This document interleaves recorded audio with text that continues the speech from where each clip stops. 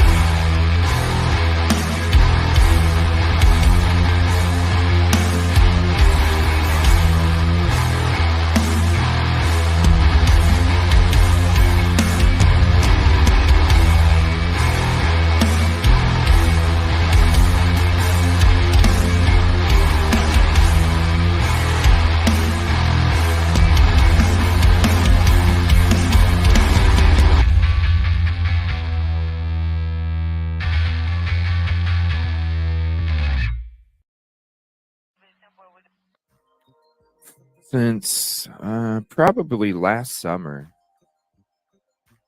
Since probably last summer, I've been really wanting to get rid of the evil part, even though it's for everywhereville. I've wanted to get rid of it because I've always felt that it kind of hampers the growth of the community. And what I mean by that is ever since I started my channel and I go to other people's shows or I meet new people and they're always like, why are you called the evil CJ? You're not evil. And so it's one of those things that has always stuck with me, even though it's the word play, it's not spelled the same way EVIL is. It has a L and a E. Not everybody understands the word play. Since last summer, I've always felt like it always hampered the community in a small way because people that don't know the community or people that don't know the channel or people that don't even know what we talk about because they just automatically assume maybe I'm a hate channel, maybe I'm a channel that isn't about positivity and progress and peace. When I started out the Evil CJ show, the podcast, it wasn't even really going to be about true crime. It was going to be about current events, things that went around, that were going on in the world, whether it was economics, politics, sports, crime, achievements in human evolution, just all sorts of different things. And that's why it was just called the show. But, as we started the show, within a month, it had already quickly turned into a true crime channel because of where my soul led me. It was like I can't in good energy talk about sports when there's so many victims out there that need a voice to speak up. And so that's why it became, even though it was different intentions from the beginning, the main thing was community, regardless of whatever we talked about. It was about community. And so it has grown to what it has grown today. And so I think with the new year and in all fairness to maybe the people that don't know about our community, I think it's only fair to get rid of the evil part. So that way people that don't know anything about us don't assume that it's not peace, positivity, and progress, which you walk up to a door to a house and you see evil on it, even though it might have beautiful pieces of art inside and it's all a positive experience, they don't even open the door because of what's on the door. There's a lot of content creators out there that I was collabing with, you know, or anybody that comes to the show or that I run into, on another panel or something. I always hear the same thing. I always hear, "Why is your name Evil?" Because you're not evil. And it's something that's always been in the back of my head. The name, even though it's spelled EVILLE, what if the name already turns somebody around when they don't even know? I compared it earlier to, somebody would see the word evil on a door. And even though inside that door there's positivity, there's peace, there's progress, because the door says evil, even though it's not spelled that way. They might just turn right back around. And so I started to think about it, and I'm like, I hear these things when I run into other people. Why is your name evil? You're not evil. There's automatically this, and no fault of anyone's, there's automatically this assumption. And the last thing that I want anybody to think of the community, or anybody to think of even what we talk about, is anything negative or evil or any of those things. And so I thought, now's the time. The last thing that I want to do is have some stranger that doesn't even know any of us come across the channel, and just because of the name, automatically think evil. The new name, why the new name, where we're coming from, the purpose of it, and what we're trying to maintain and achieve. And so I think as we transition from a show that started off being about moon landings and ghost hauntings and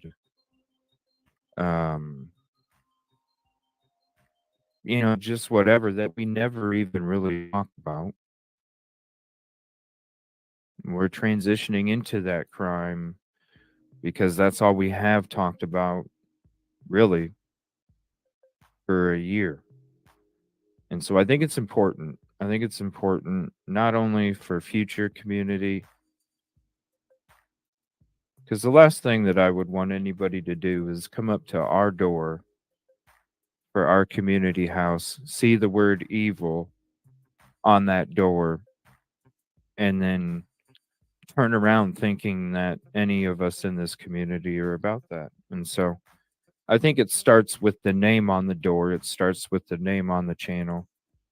And so therefore, the evil will not be a part of the show anymore. This is what the channel will be called from now on. It will be called CJ's Crime Concepts Podcast.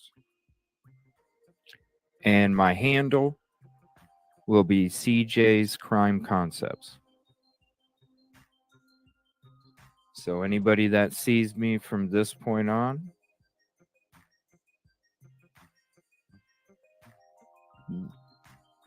this is what my handle will be. This is what the name of the channel will be. And this is what we will be moving forward. CCC with the PPP 100. I think it's just time to get rid of the evil part, because I think even though it's spelled differently, the last thing that I want to do is have one amazing soul just turn around just because they didn't even open the door because of what name was on the door. So I think it's going to be very important, and it'll represent the community a lot better when it comes to the community. Even though everybody knows how we are out there when we go to other shows, I think for the people that don't know, it's going to represent the community a lot better.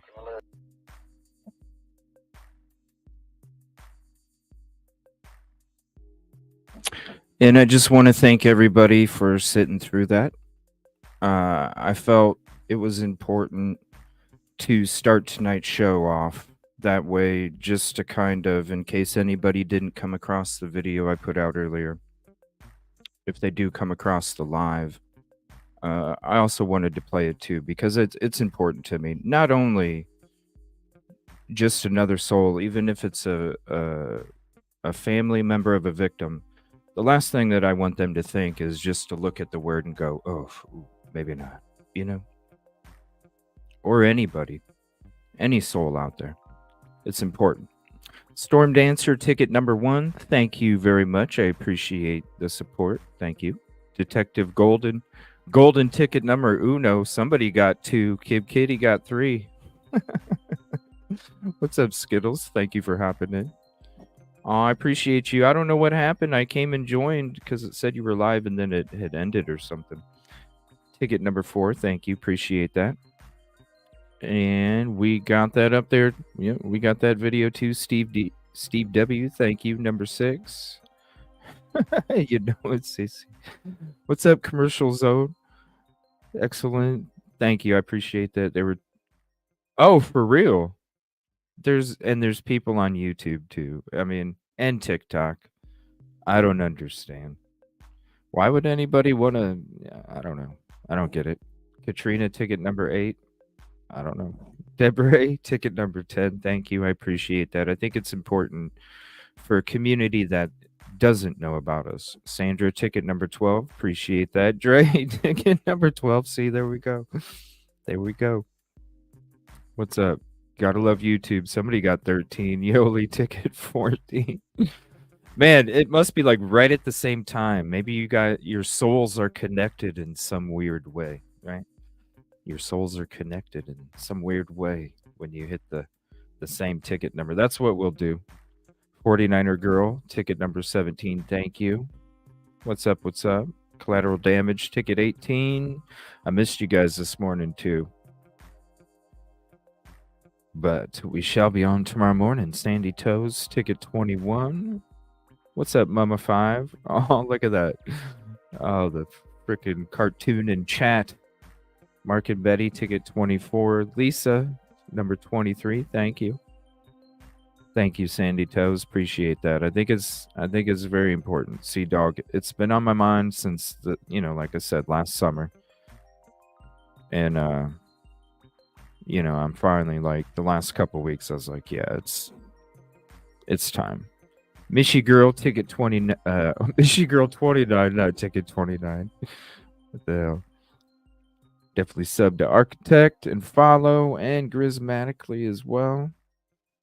Sorry about all the internet issues in the beginning there too. It was kind of acting wacky.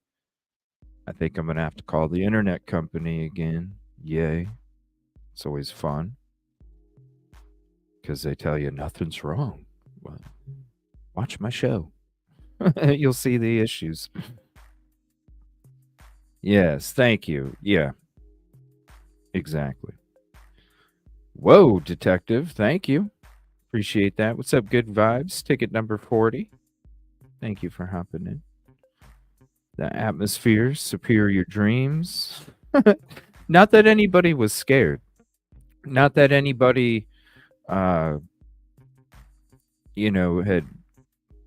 said anything bad about it. It was what I felt. And what, even though it didn't have that meaning at all, I could see how somebody that doesn't know could just assume no fault. And that's, the last thing I want to do is that one soul, that just might go, you know what? I love true crime, but I hate drama. I hate negativity. I hate. I'm not even going to give it a chance, because we are peace, positivity, and progress. So even if it's one soul, it's very important. And that's why it was important to me. Appreciate that, Mama 5. Thank you for the kind words. Mary, golden ticket, number 42. Positive changes. What's up, Tabby Cat? Iris sounds like a good and positive change since some had wrong conceptions. Not bad though. It's just, even like hearing people on. I don't know why your name's Evil CJ. You're not even. You know how many times I've heard that. So it's like, yeah. What if that's like like I said, just that one soul. Ticket 12. Okay, Miller, what's up? Just that one soul. What's up, Moonlight Rays? Number 47 times 2.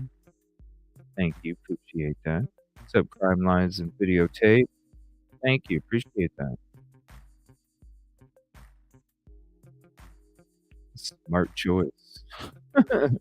What's up, Toast? What's up, Rob? Ticket 47. Thank you. D. Marie, ticket 48. Thank you. What's up, Unravel? Hope you're doing well. Congratulations on the marriage. Congratulations. Ticket 51. What's up, Sandra? Kelly, ticket 52. Thank you. I hope I got everything updated. I'm still working on that process. There might be a couple things that might not be. Ticket 31. Appreciate that, DS. So just as a heads up. But by tomorrow, we'll have it all. Free Tricks, what's up? Y'all. Love and hugs. Yeah, you know what I mean? They just by like a, you know, I they go to knock out. Oh, wait a minute. Nope. Not even going to come in.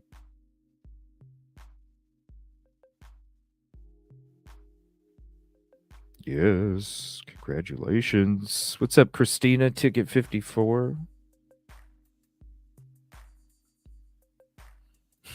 Jared, what's up? Wordplay. But, all right. So, let's see here. There was a new law and crime. And I figured we would check that out because it just dropped a minute ago. And we're going to get into some other stuff tonight. And if we have any Kansas City 3 updates, we'll get them in the meantime. But I don't know how many nights I've been trying to get into this Q&A from Hidden True Crime. We're finally going to do it tonight.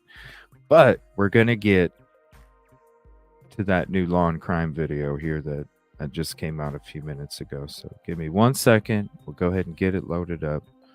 We'll check it out. Thank you. Appreciate that. Thank you for your support. Thank you. Oh, yeah. Wordplay. I even have Easter eggs in my thumbnails. Let me know if you're into, looking for Easter eggs in thumbnails. Not this one tonight. Maybe. I think I did, actually. There's always one. So if you see one, let me know. And I'll let you know if you're right. Yeah, pretty much, I'm saying 99% of my thumbnails have a little Easter egg in there for you guys, too. All right, give me 1 second. I got to throw up the new layover now, too, because we had to make everything brand new. Welcome. Thank you. Please hit the like if you haven't yet. And if you're not subscribed, please consider it.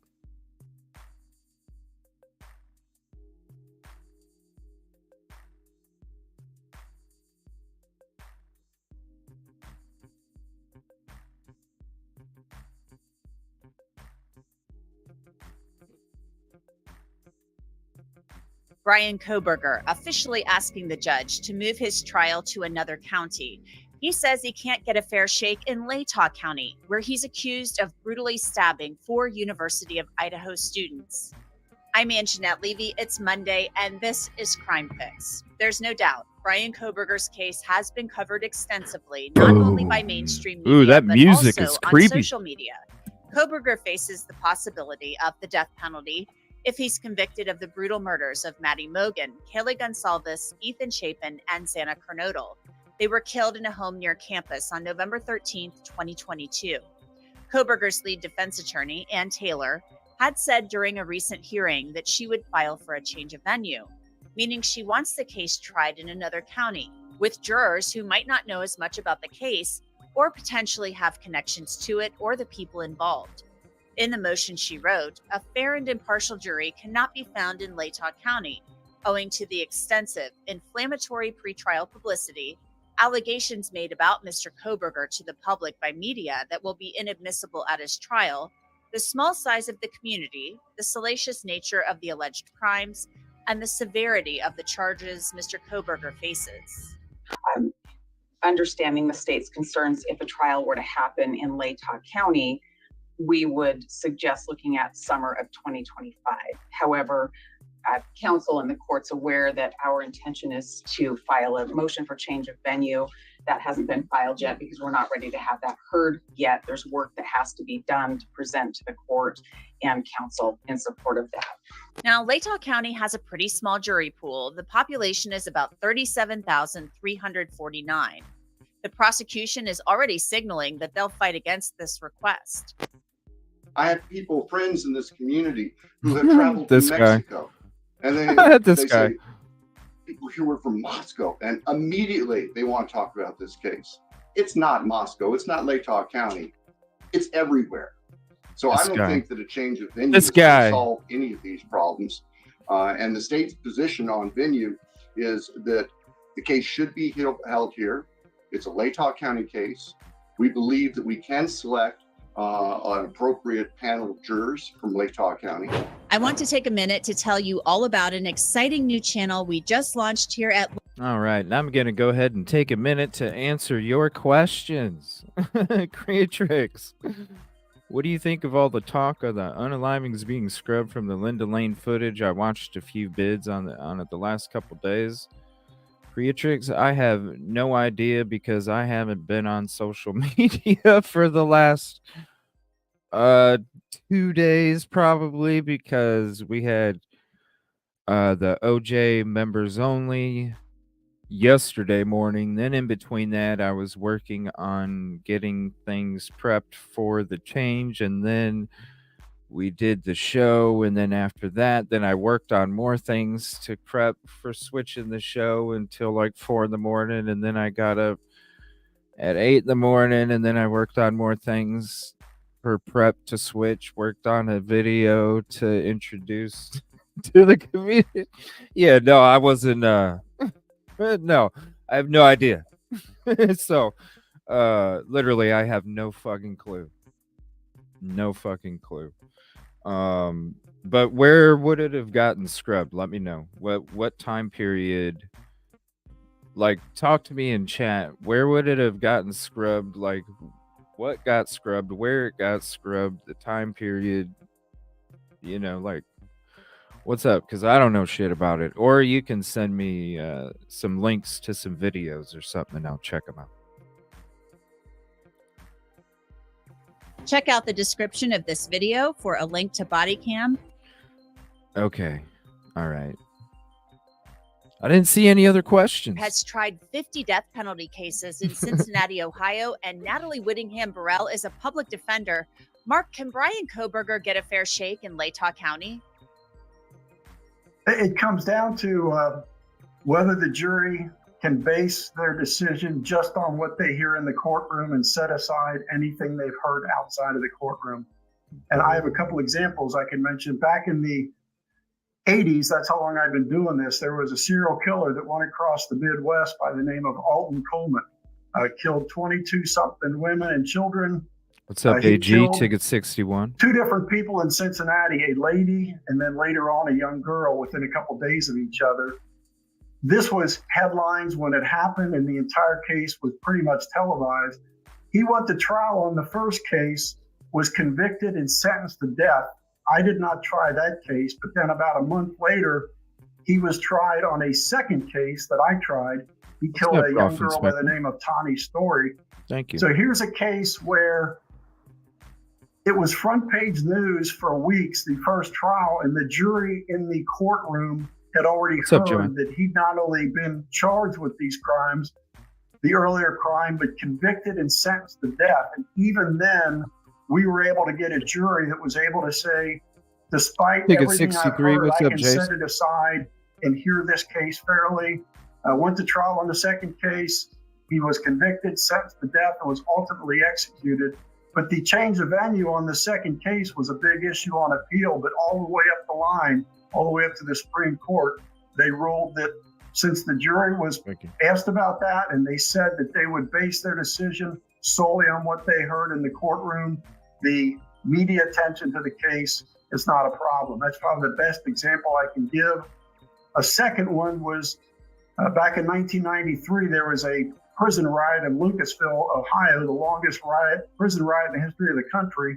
10 people were killed during that. It's a very Dang. small county, Scioto County. Whoa. Everybody in that county somehow or another is connected to somebody at the Lucasville prison because that was the major employer. But despite that, we were able to try a couple of the inmates that participated in the riot in Scioto County. Because again, the people said, I knew about the riot, I followed when it happened, but I will promise you, I will base my decision solely on the courtroom testimony. And again, that was affirmed. So that's kind of the best examples I can give, where a lot of publicity surrounded a case, but we were still able to get a jury, and the courts found that a change of venue, turned down a motion for a change of venue was not error. Wow. Natalie, do you think Bryan Kohberger can get a fair trial if the trial stays in Latah County?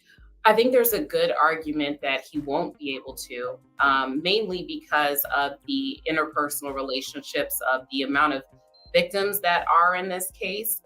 So I'm thinking about the fact that there are 4 people who were killed here, the students, and then kind of the ripple effect of their relatives, their classmates, anyone that might have seen them in the store, and then the people that knows those people. You know, the concern for defense attorneys is not only the bias that jurors express when they are subject to voir dire, but also the implicit inherent biases that they may not realize that they have until they have to determine the facts of the case. And so in this particular circumstance, I think of, examples that I can think of are where jurors will say, I have a bit of a quibble, I'm not quite sure. And then the judge goes and rehabilitates them and says, can you put that aside and follow my directions? That always gives defense attorneys pause, because they want to tell the judge yes. They want to believe that they're the type of person who can put things aside. But they're human beings. And so our concern is always that type of bias leaching into their decision making. And so you can correct for that or fix for that if you remove the case from where that ripple effect is taking place with the amount of victims, move it to somewhere where there aren't as many connections to the people that were killed. Mark, this is... So I'm going to have to put up a poll here, and I'm going to ask you guys, do you think he'll get a fair trial in Latah County?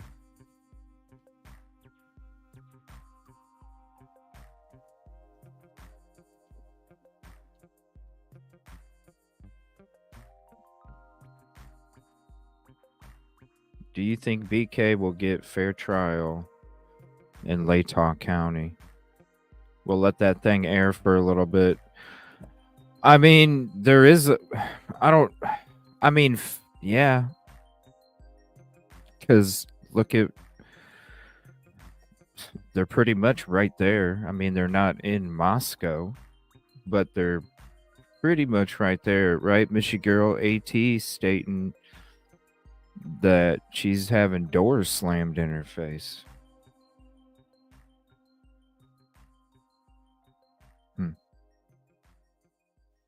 Exactly. They don't want to be the one to talk. They're small communities, and that shit spreads like wildfire, and everybody knows fucking what brand of cornflakes you had that morning. What's up, Mistaken? What's up, Lucy Lou Who? I know, isn't that crazy? Freaking 30 people? That don't help either, Storm Dancer. You're right. Yeah, they want everybody to convert. You heard him. He wants to have the whole town of Moscow. He already said it. And they only have 10%. Only 10% go to the church right there.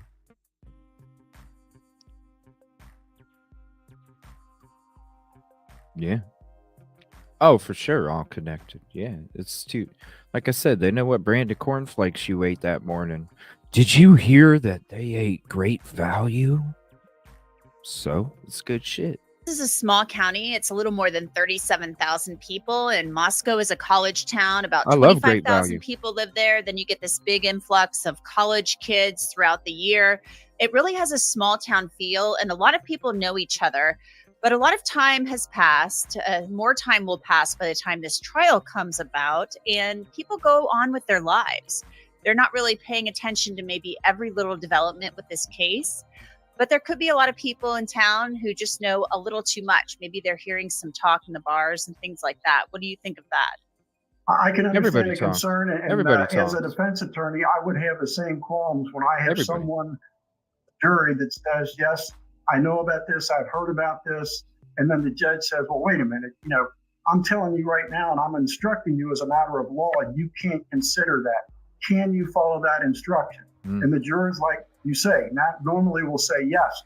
And I can understand a concern of a defense attorney when that comes up. I don't know how else you can do it though, but we expect the jurors to follow the law and follow the instructions, and they take an oath to do that. And that's, you hope. It's not perfect, but it's probably the best we can do. One other thing, and I want to speak of something, because if you're a member of the channel and you're there every Sunday, late morning, early afternoon for our OJ25 members only. We just had an episode yesterday. Isn't this crazy? Anybody that was in that members live or watched it on replay? Isn't it crazy how we just had an episode yesterday? And I think her name was Maria Lopez was the witness. You guys remember? Darden was what's up, Legendary? Darden, as one divided we fall. Darden started asking the housekeeper, because she is getting ready to go to El Salvador or something. And Darden kept asking her, like, did you fill out this paperwork for unemployment for California? You can't fill out paperwork if you don't live in California, because she claimed to live in El Salvador. What's up, Teresa? So she was like, I didn't fill out paperwork. What's up, Tiffany? I didn't fill out paperwork. Mark and Betty, I didn't fill out paperwork. So you're saying you didn't? I didn't fill out paperwork. Then they started asking her questions. All of a sudden, they found out she did fill out the paperwork. All of a sudden, they were asking her. She was saying that she had to leave because she had a flight going to El Salvador. They asked her if she booked the flight. She said she booked the flight that morning before the trial, and so she had to hurry up. Then the prosecution called the airline, found out there was no plane ticket, then asked her again, and then she says, no, I didn't. Her testimony was all over the place. You hope that jurors and witnesses, because they, to tell the truth, to be about the truth, you would hope, but we just had an episode yesterday. And the crazy thing is I want to ask you guys this question. Don't forget to vote on the poll. What's up, Tiffany? Ticket 126. Thank you. When it comes to the OJ trial, right? And this is what was crazy to me. When it comes to the OJ trial, how many of you people thought OJ's trial was going to last 7 months? How many of y'all thought for those that are old enough, how many of y'all thought that OJ, when you were there and you remember, how many of y'all thought OJ's trial was going to last 7 months? Did y'all think it was going to last 6 weeks? Did y'all think it was going to last 12 weeks? Probably. I bet you 90% of you did. So when you're looking at this trial and you're saying, oh, it's about the students and school and all this other stuff, and we can't da-da-da-da-da. Now, guess what? What if that trial what if BK's trial, because you look at it, it's brand new DNA evidence. You got shoddy ass witnesses on, hello, let's be real. You got all of this questionable stuff, and that trial lasted 7 months. What happens if BK's trial lasted 7 months? Oh, you sure you can handle it, Bill Thompson? No. Change of venue. Get it the hell out of Moscow. You tore down the house. Listen, if you wanted it in Moscow, Bill Thompson, maybe you should have fought the demo, because I guarantee you that they wouldn't have moved that damn jury and trial away from that property if it was still up. I guarantee you they wouldn't have moved that trial.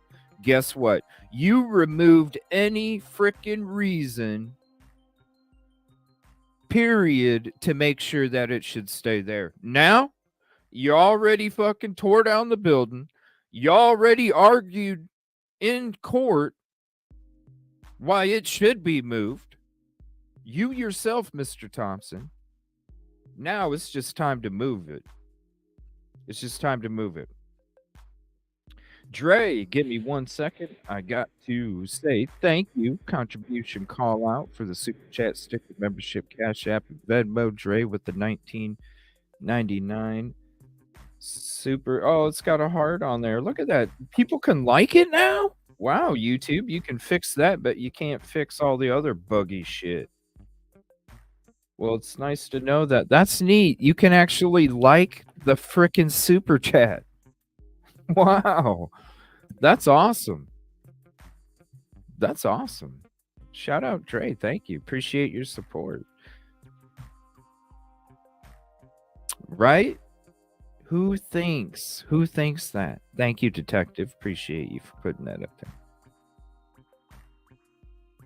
Just thought it would last long, and just like, but really, how many thought 7 months? And then we're talking the same, it's the case is 30 years later, but look at it. Weird new DNA stuff back then. Weird new DNA stuff now. You didn't have cast data, but you had a white Bronco everywhere that people saw. You had evidence. How did it get there? Oh, who knows? So many different things. What if that lasted 7 months? Then, geez, that's a whole that's the beginning of the summer and a whole freaking semester, and then you're still in trial when another semester starts. If you're going 7 months. No. Come on. They need to wake up. Let's think realistically about it. 4 months? It's, you know what I mean? It ain't gonna be 12 fucking weeks. It's not, shit. I don't know. Some people think it's gonna go quicker. Who knows? Oh, 1 second. Christina, give me 1 second. Thank you. Contribution call out for the gifted membership. Let me see who the lucky person is. Storm Dancer, congratulations on the membership. Go check out that latest OJ25 members only we had yesterday. It's a good one, trust me. It's a good one. And any of the other stuff too. We got all sorts of stuff. WSU Kim calls, freaking other known people hopping up on here before. Crazy shit. Jared, give me 1 second. I gotta flip that up too. Contribution call out Jared for the $4.99 super chat. Keep it up, CJ. You keep it up, Jared. Thanks for all your peace, positivity, and progress that you bring into the community. Because without your part, we wouldn't have it either. And call out your ticket number. Your ticket number is your like number if you're new to the show. Just like Ghost Printer Ticket 36. Appreciate that. Kib Kitty, hold on. I got to keep spending gifted memberships. Hold on, Kib Kitty. Thank you so much for the 5 gifted memberships. Let's see. DS, Legendary, As One Divided We Fall, Happy Cappy, and Charlie Brown all got gifted memberships. Thank you so much, Kib Kitty, for the contribution to the community. And I'm excited. I think it was time to do the name change. And It's just yeah, peace, positivity, and progress. Right. Oh shit, hold on. We got Silky joining us. Give me 1 second. Oh damn. What's up, Silky? Hold Hey on, there, CJ. let me flip the screen. Oh, there we go. There we go. Yeah. What's up? Hey, well, I am so excited to be here on the first day of your brand relaunch. Woo! Yeah. I love it. Because a lot of what I listened to, a lot of what you said. I have had people ask me, "What's up with this? Why is he called evil?" And I'm like, he is literally the least evil person I know, including myself. Yeah, it's something I've always heard, but not that it was negative. People were just like, huh, like they were confused in a way. Yeah. And so it's like that the last thing I wanted was a soul that didn't even have an opportunity or feel comfortable to have an opportunity to experience the beautiful atmosphere that I'm thanking everybody here for creating, because I'm just 1/4000th of a part of that atmosphere, and it takes all of us to make it like this. So Yeah. yeah, And like I said, you're 5 minutes listening to you, CJ, and they know that you're not evil. So I think it's a good rebrand, and I think it describes you much better. yeah, I think it's gonna be. I think it was just time. I wanted to do it since last summer, and I just could never. There was so many other things I had to focus on, and then the last couple of weeks, I heard it a little bit. Like, damn, you're not evil. Why are you? And I'm just like, you know what? It's just it's time. It's time. I just need to take 2 days and do it. And so that's what I.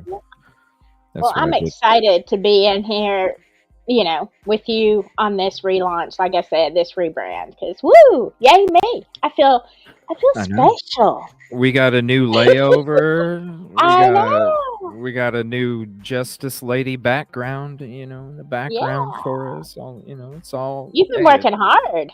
Yeah, it's a lot of work, and I got about. I don't even want to tell you.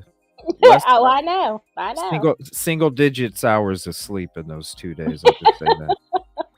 Yeah, I get it.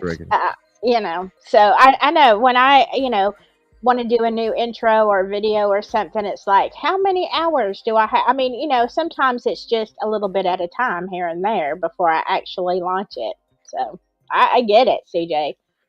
Yeah, it's like packing up a house and moving into a new one in 2 days. Yeah, exactly.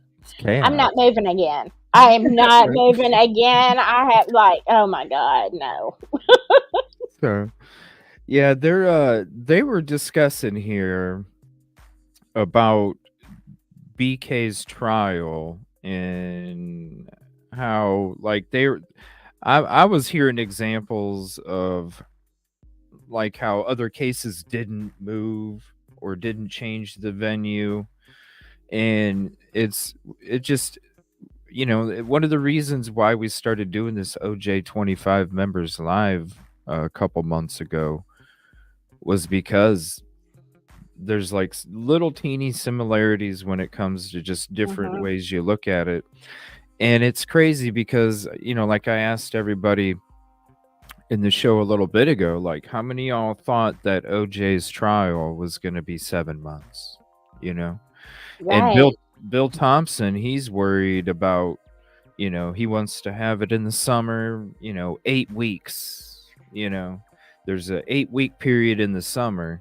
And it's like, well, if that's your reason, well, then what happens if it does turn out to be 7 months? Right.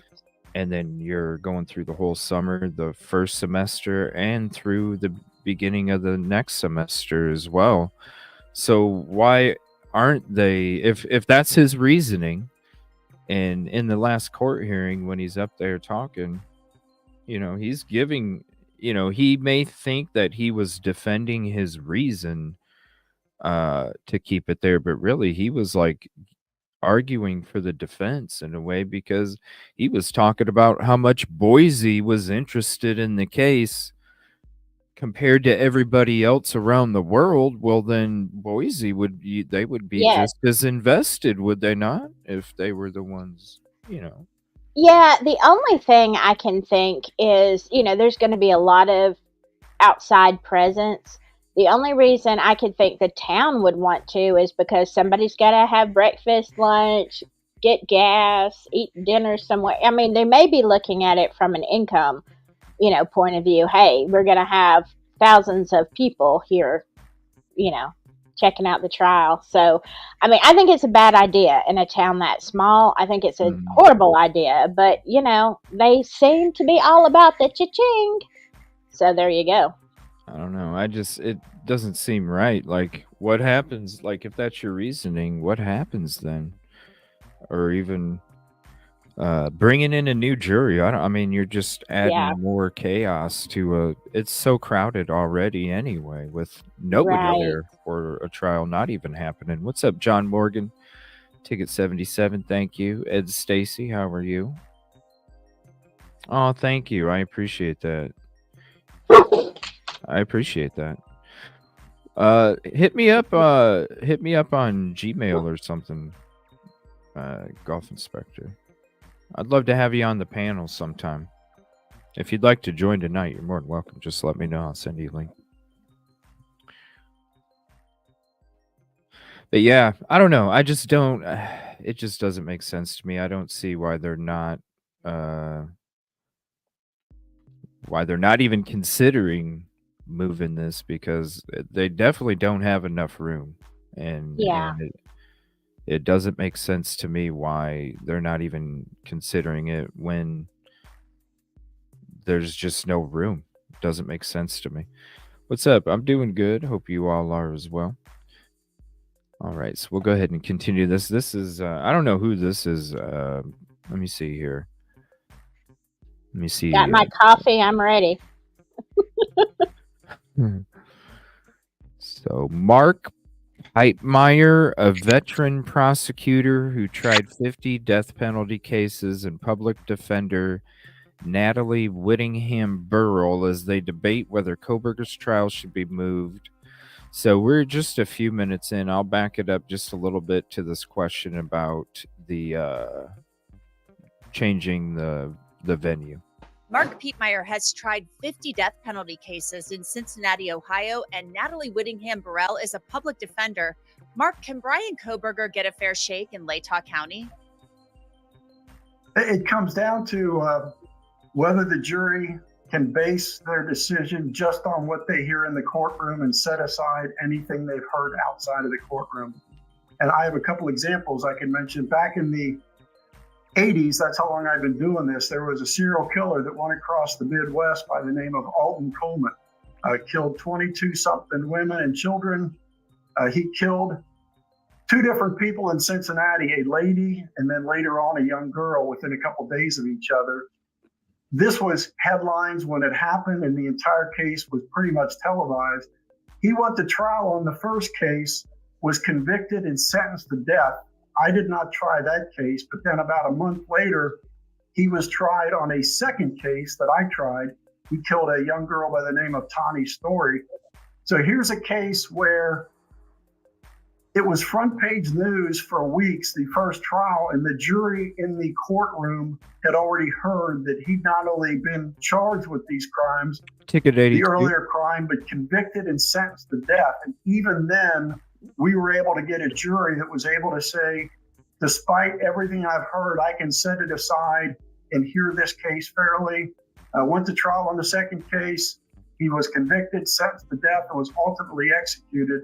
But the change of venue on the second case was a big issue on appeal, but all the way up the line, all the way up to the Supreme Court, they ruled that since the jury was asked about that and they said that they would base their decision solely on what they heard in the courtroom, the media attention to the case is not a problem. That's probably the best example I can give. A second one was back in 1993, there was a prison riot in Lucasville, Ohio. Have you heard of this, Silky? A prison riot in Lucasville, Ohio? No. In the country, 10 people were killed during that. 10 people. It's a very small county, Scioto County.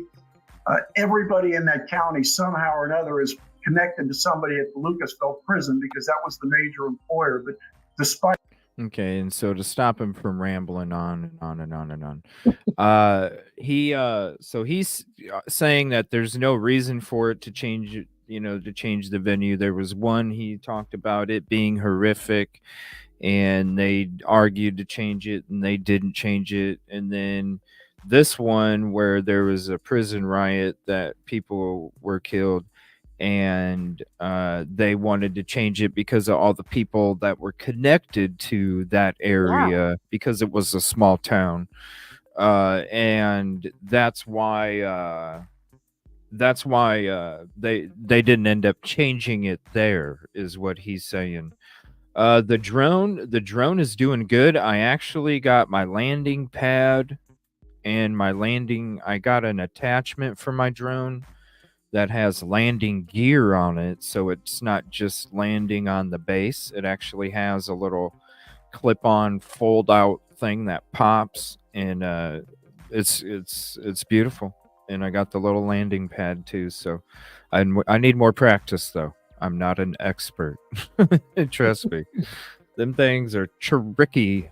like that, All right, so let me switch to her here. Now she's going to discuss it. Trial if the trial stays in Latah County. I think there's a good argument that Wow, he won't be mistaken. able to, mainly because of the interpersonal relationships of the amount of victims that are in this case. So I'm thinking about the fact that there are 4 people who were killed here, the students, and then kind of the ripple effect of their relatives, their classmates, anyone that might have seen them in the store, and then the people that knows those people. The concern for defense attorneys is not only the bias that jurors express when they are subject to voir dire, but also the implicit inherent biases that they may not realize that they have until they have to determine the facts of the case. And so in this particular circumstance, I think of, examples that I can think of are where jurors will say, I have a bit of a quibble, I'm not quite sure. And then the judge goes and rehabilitates them and says, can you put that aside and follow my directions? That always gives defense attorneys pause because they want to tell the judge yes. They want to believe that they're the type of person who can put things aside. But they're human beings. And so our concern is always that type of bias leaching into their decision making. And so you can correct for that or fix for that if you remove the case from where that ripple effect is taking place with the amount of victims, move it to somewhere where there aren't as many connections to the people that were killed. Mark, this is a small county. It's a little more than 37,000 people, and Moscow is a college town. About 25,000 people live there. Then you get this big influx of college kids throughout the year. It really has a small town feel, and a lot of people know each other. But a lot of time has passed. More time will pass by the time this trial comes about, and people go on with their lives. They're not really paying attention to maybe every little development with this case. But there could be a lot of people in town who just know a little too much. Maybe they're hearing some talk in the bars and things like that. What do you think of that? I can understand the concern. And as a defense attorney, I would have the same qualms when I have someone, jury, that says, yes, I know about this, I've heard about this. And then the judge says, well, wait a minute, I'm telling you right now, and I'm instructing you as a matter of law, you can't consider that. Can you follow that instruction? And the jurors, like you say, not normally will say yes. And I can understand a concern of a defense attorney when that comes up. I don't know how else you can do it though, but we expect the jurors to follow the law and follow the instructions, and they take an oath to do that. And that's it's not perfect, but it's probably the best we can do. One other thing too, it surprises me how many times you go into one of these trials and you think every one of these jurors has heard everything about it. And it surprises me always how many. What do you mean, dude? Like Iris just put up a great comment. Doubt that case was in the mainstream media as much as BK. And then this guy just says, I doubt all the jurors have heard it. Are you fucking nuts, bro? Yeah, right. Good luck with that. I mean, the main hope, if you're going to keep it and not change the venue, then the hope that you have is that you have jurors that have, kind of like our mindset, CJ, is that show me the evidence, because I may think this or I may have heard that, but show me what you got. And I think I would be a good juror because I would be unbiased no matter what. Let's see, present the evidence and you tell me. And if they can find 12 people who can do that, then he might get a fair trial. But you know what?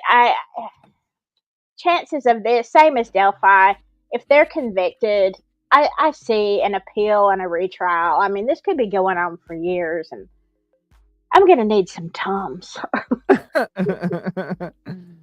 Yeah, like how, I mean, who hasn't heard of this? You know what I mean? Right. Who hasn't heard of this? Who hasn't? It's everywhere. It is. So to think that nobody, I don't know. I mean, I'm sure there's somebody, but damn. I'm sure there's going to be some people that are going to say they never heard of it just to get on the jury list, to see if they can make it. Oh, sure. And then watch, just like OJ's. Oh, I never heard of it. I don't know what's going on. And then all of a sudden you find out, yeah, there's a whole bunch of shit going on. And because they were, I don't know, I think we're in episode 6 already. And I think there's been 4 or 5 jury members that have been tossed already. Wow. And we're only in like episode 6. Yeah. Jeez. It's crazy. Samantha. Yeah, and that's the thing. That's what I'm thinking. They're, kind of like the Alex Murdaugh thing. When you're in a small town, what are the chances that somebody in that jury pool or who gets selected for jury doesn't know somebody's sister, cousin? What? Like, come on. Especially there. I mean, even the families aren't too far away. Right. Even the family members aren't too far away. So you're talking friends and family and all that too. So I don't know.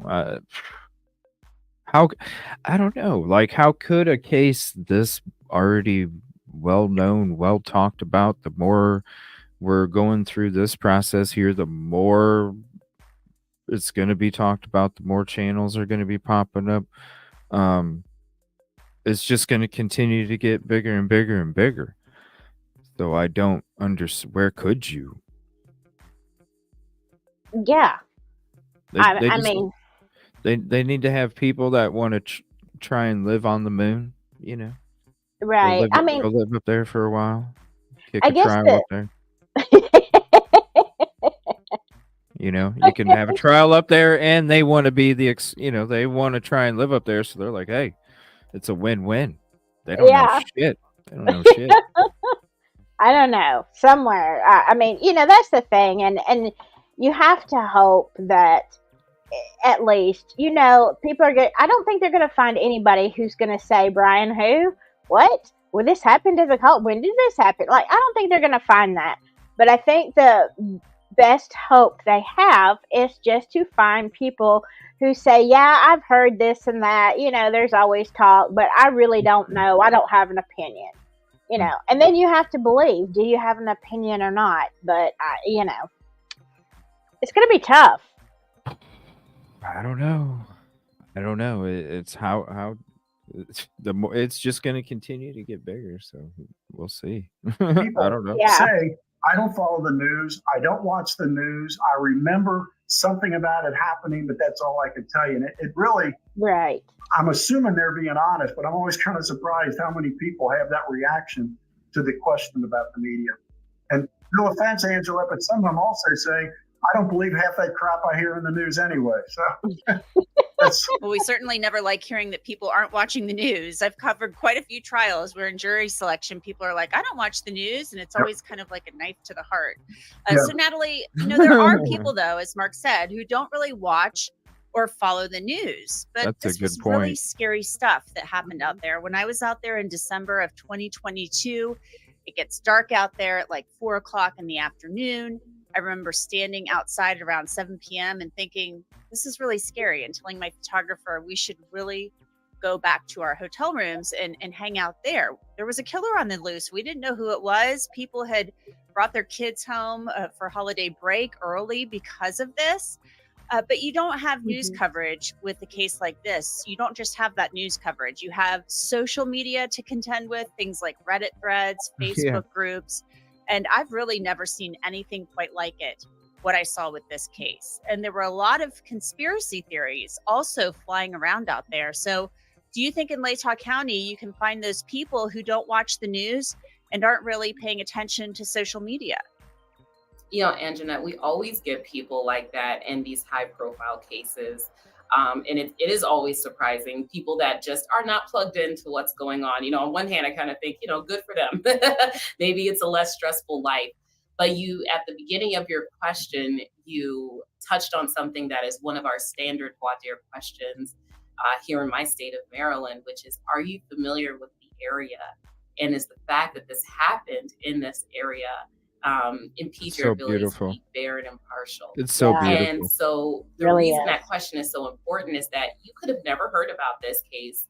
You may not know tangentially any of the victims in the case, but maybe you know the area where this happened, or your kid stayed in that apartment or attends the university.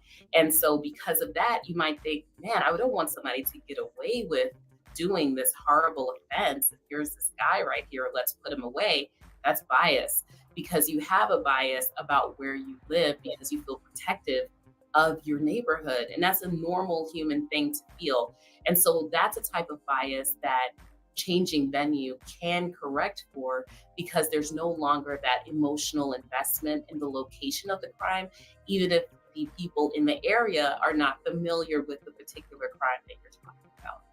Well, I do have to tell you both that I was a little surprised by the fact that this motion was only 2 pages long, and they haven't really gotten into arguing this yet. There's no brief attached to it, which also surprised me. And in the old days, the defense attorneys, you know, they'd bring in those bankers boxes and sit them down and stack them up and kind of pound on them. They'd have scripts and newspapers and tapes with news coverage, and they kind of pound on the boxes and say, look how bad this is. Look at all this media coverage.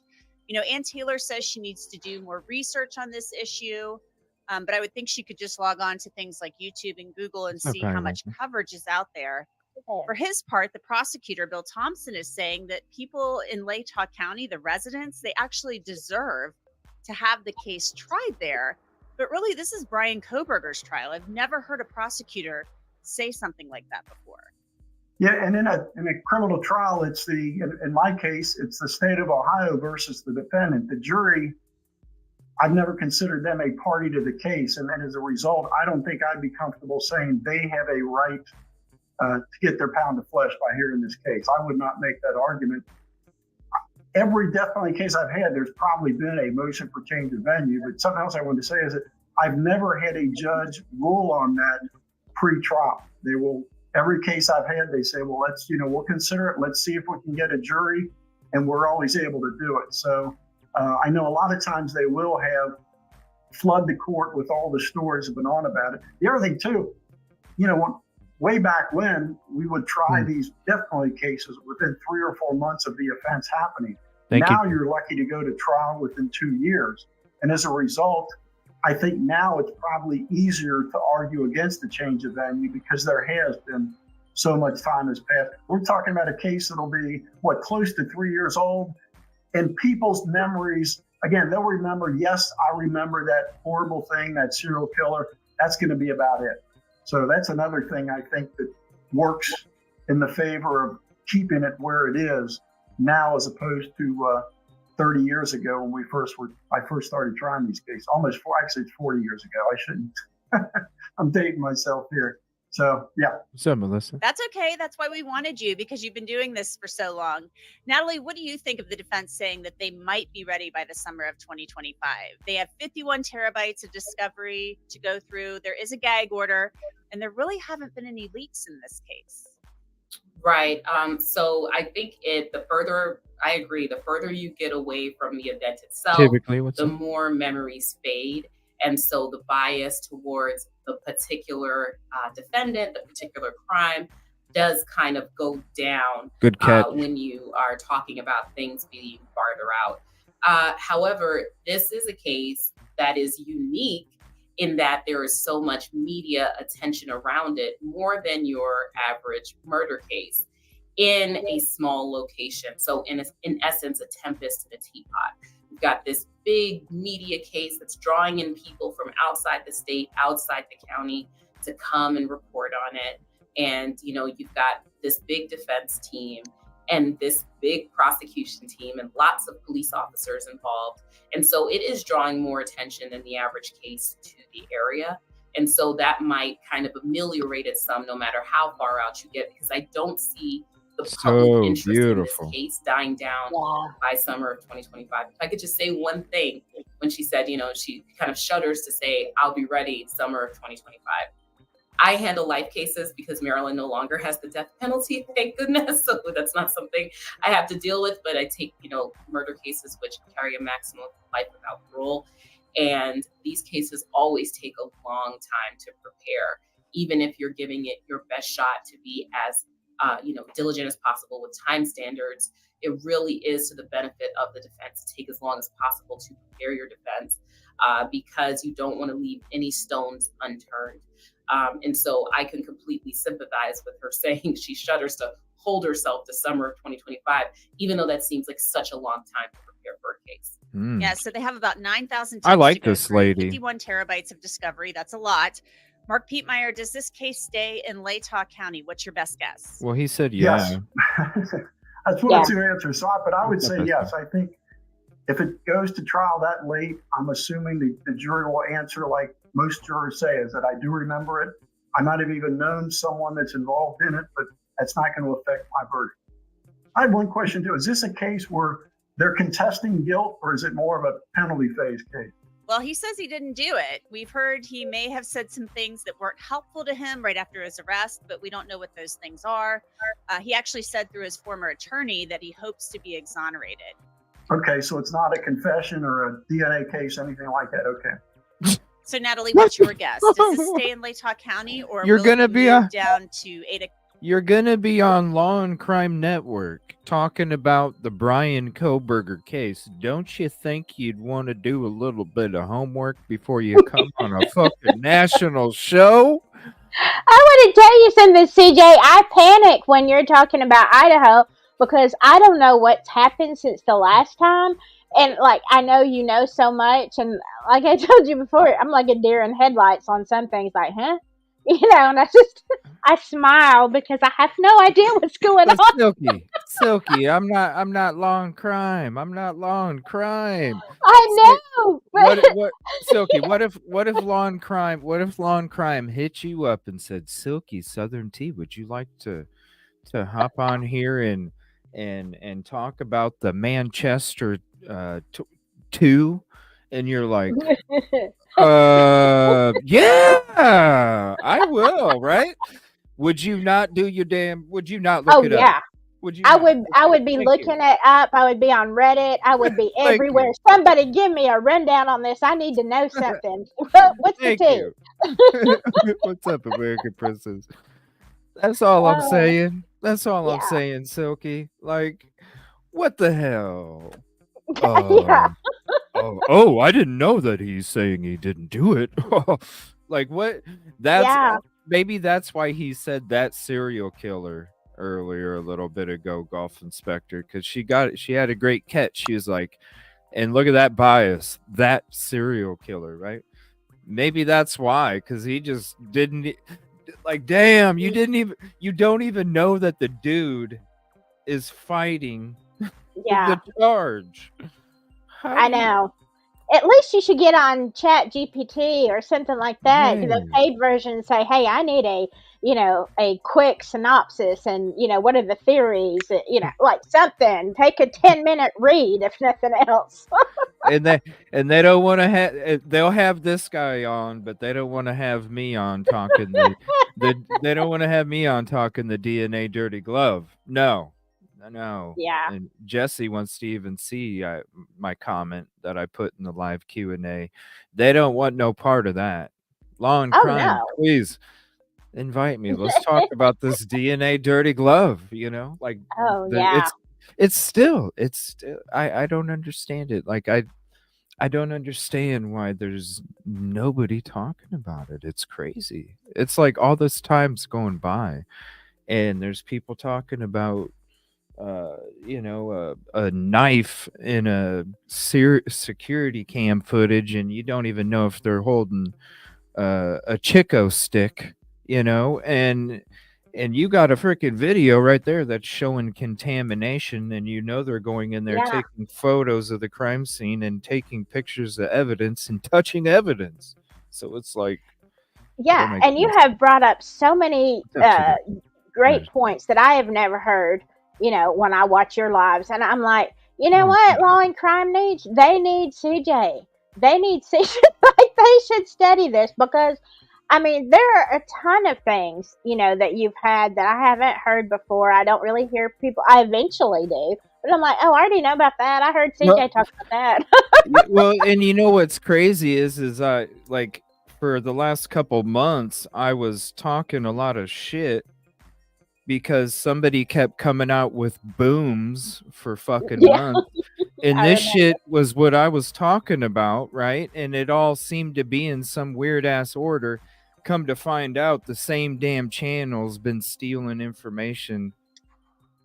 Wow. And a lot of YouTubers are saying, no, this ain't no boom, dude. We talked about this way back then. It wasn't just me. There's a bunch of people that are in that similar situation where you're like, yo, we talked about this shit like 6-7 months ago. What do you mean, boom? So it's pretty interesting when it comes to, that kind of shit going on. And then, like somebody said earlier, there's like imposters on Twitter and YouTube again and shit. And then you got some person arguing that somebody used my footage on court TV when it's not even my footage. Because if you ever watched my footage, you know the fucking difference. So there's your confusion right there. And then, you know what? I want to say screw Law and Crime. I would love to sit down with Vinny. Me and Vinny sitting there talking. Yeah. That right there. Because she would at least entertain it. Vinny, he don't want no part of it. And it'd be funny to know. 92. Yeah, well, I know there's a lot of creators, and I'm not downplaying what they do because I know how much time it takes to go into a video. But I honestly, CJ, you've been doing this from day one, over a year, but daily. I mean, almost daily. It probably does average out because you've had more than one program on Idaho in the same day. Well, I don't think anybody's put in the hours that you have. The first 3.5 months that I did the show, I did a show every single day. Mm-hmm. And a lot of times I was doing 2 shows a day. Mm-hmm. Because half the time I was off on Fridays too. And I'd be doing 2 shows on a Friday, 2 shows on a Saturday, 2 shows on a Sunday, and then a show every day during the week. Mm-hmm. For the first 3.5 months. I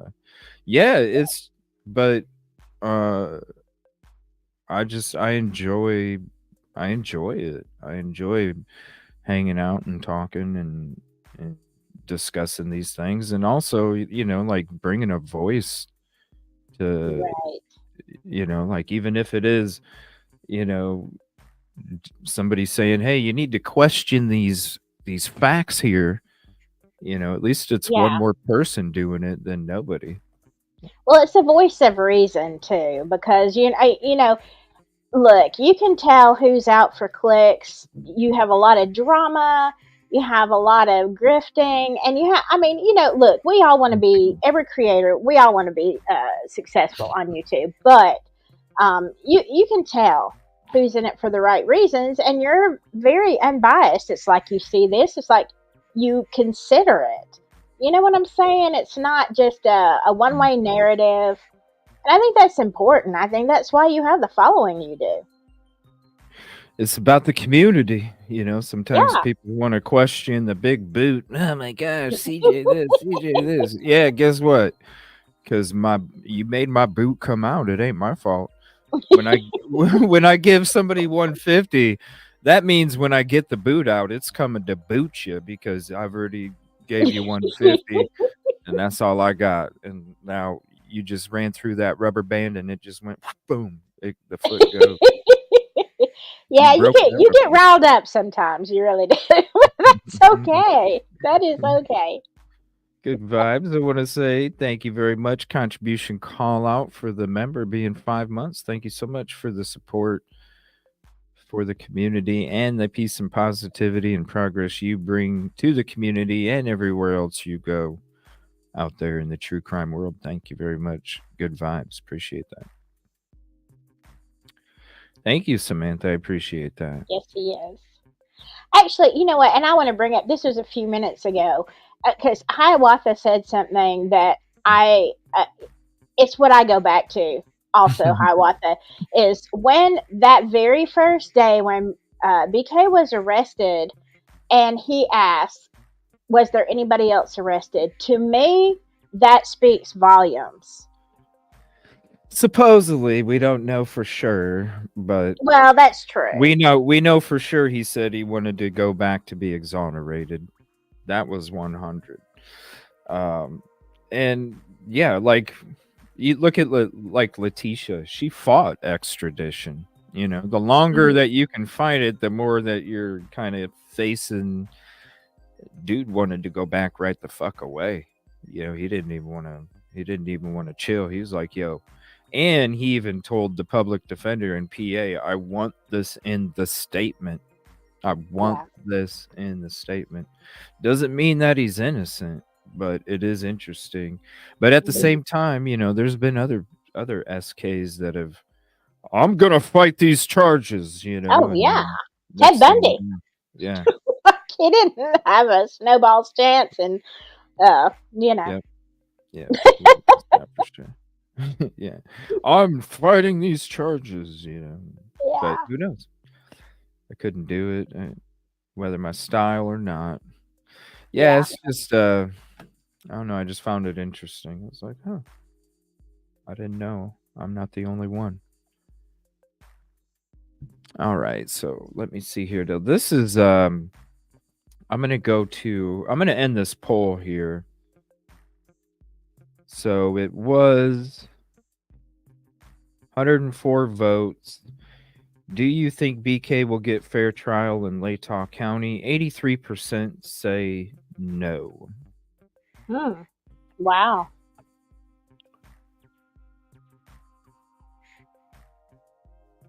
I don't think so either. I mean, it would be very hard, I think. You know, small town, you know, a lot bigger than some where crimes have been committed, but still, you know, with all the publicity, I think it's going to be almost impossible to get a fair trial. Yeah, I don't know. It would have to be difficult, I would think. I don't know, just with everything that we kind of discussed, it would just have to be. It's how shrunk the area is, how interconnected everybody is, how they're already interconnected. You see it when we're digging into this person, and you know, you're going into this, or you're looking at the reviews on the president's new book, and you see who wrote reviews on it, and you're like, holy shit, you're connected with this, and this person a couple reviews down is connected with this, and it's like, what the hell? Exactly. You know, yeah. And then you see this person does this. It's like, whoa. It's everywhere. And then you start to see the connections just from that web, and then they branch out to different states and even different countries. And it's like, yeah, it's just, it's wild.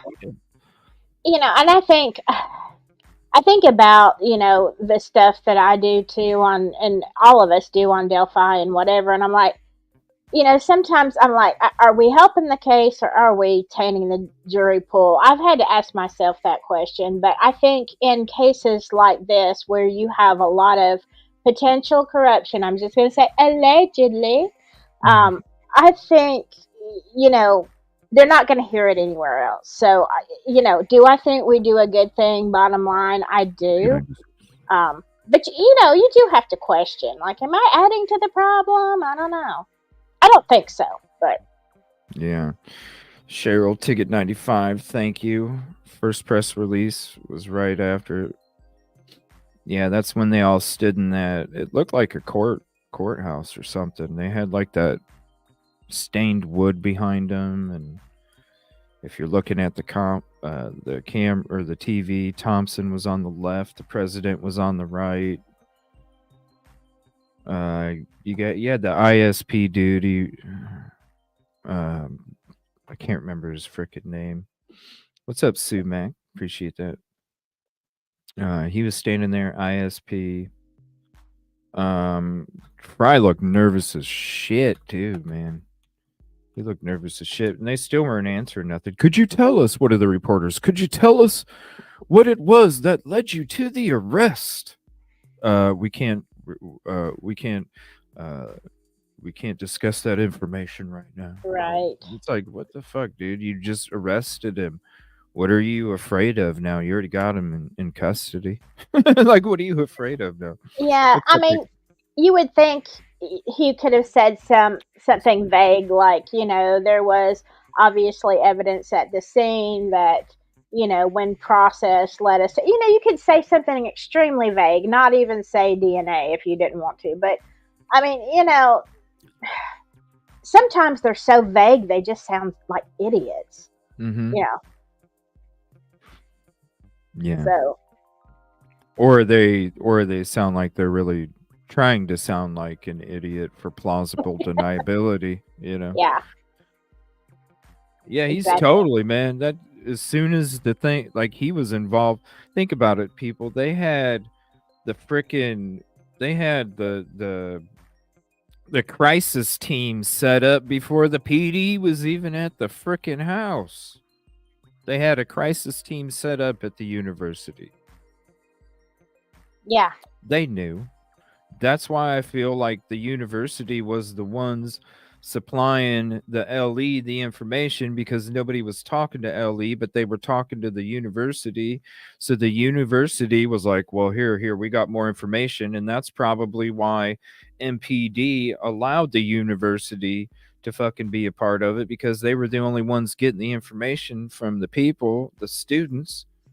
And then, like, why was, if the FBI was involved, why didn't they replace Mr. Green that was at every freaking press conference? You even had the dean of students at multiple press conferences.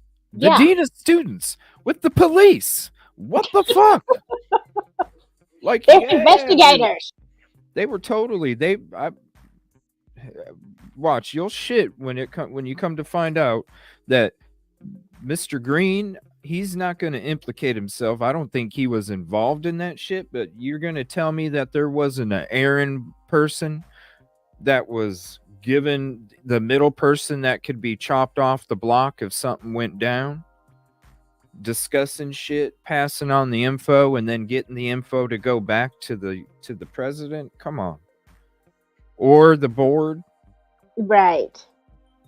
It was going both ways, because they were only talking. That's just my opinion. I don't think they were talking to LE. I think they were talking to the university. Sure. I mean, well, the university has a lot to lose, you know, or had a lot to lose. I guess they recovered from that, but you know, that's the bottom line. That they were protecting their own interests. Mm-hmm. Speaking of, we'll go to this video here first. This is Casper West. We've checked out this channel before in the past. Give me 1 second. And we'll check this out. This is Casper West. Here is the link for the channel.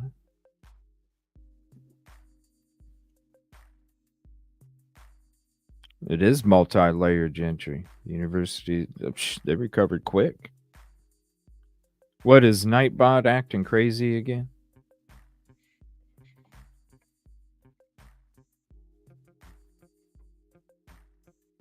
I haven't noticed. Trying to adjust all my stuff here.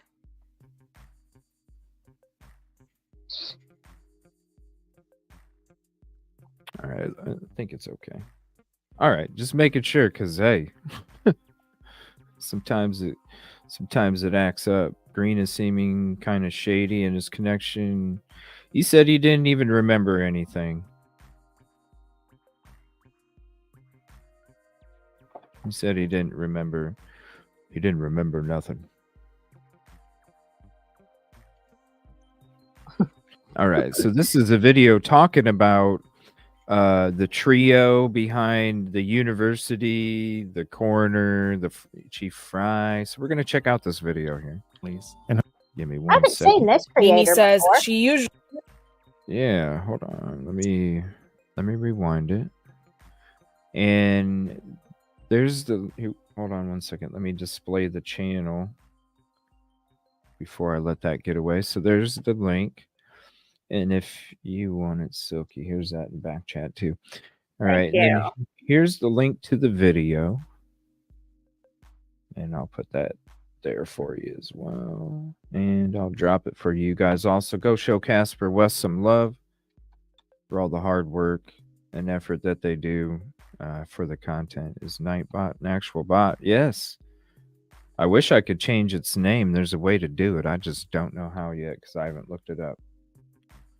All right, so this is the people behind the deaths, lies, and cover-ups in the University of Idaho Bermuda Triangle. Mimi says she usually feels safe in her college town. I've walked at night in Moscow and I haven't worried, but this is going to flip a lot of that upside down. And I think it's going to be the same for a lot of other students and community members. Coming to the harsh reality. It's funny you say that, AG, because like back in the day when my channel only had like 15 people watching it, it was the same 15 people that came in and they're like, hey, it's like Cheers. It's funny that you put that up there. But yeah, that was like, man, you just brought back some crazy fucking memories from back in the day. Yeah, everybody's, oh, this is like Cheers. Everybody knows everybody. But shit, look at how big it is now, and everybody knows everybody. It's beautiful. That death and tragedy can make its way anywhere, even the rural town of Moscow, Idaho.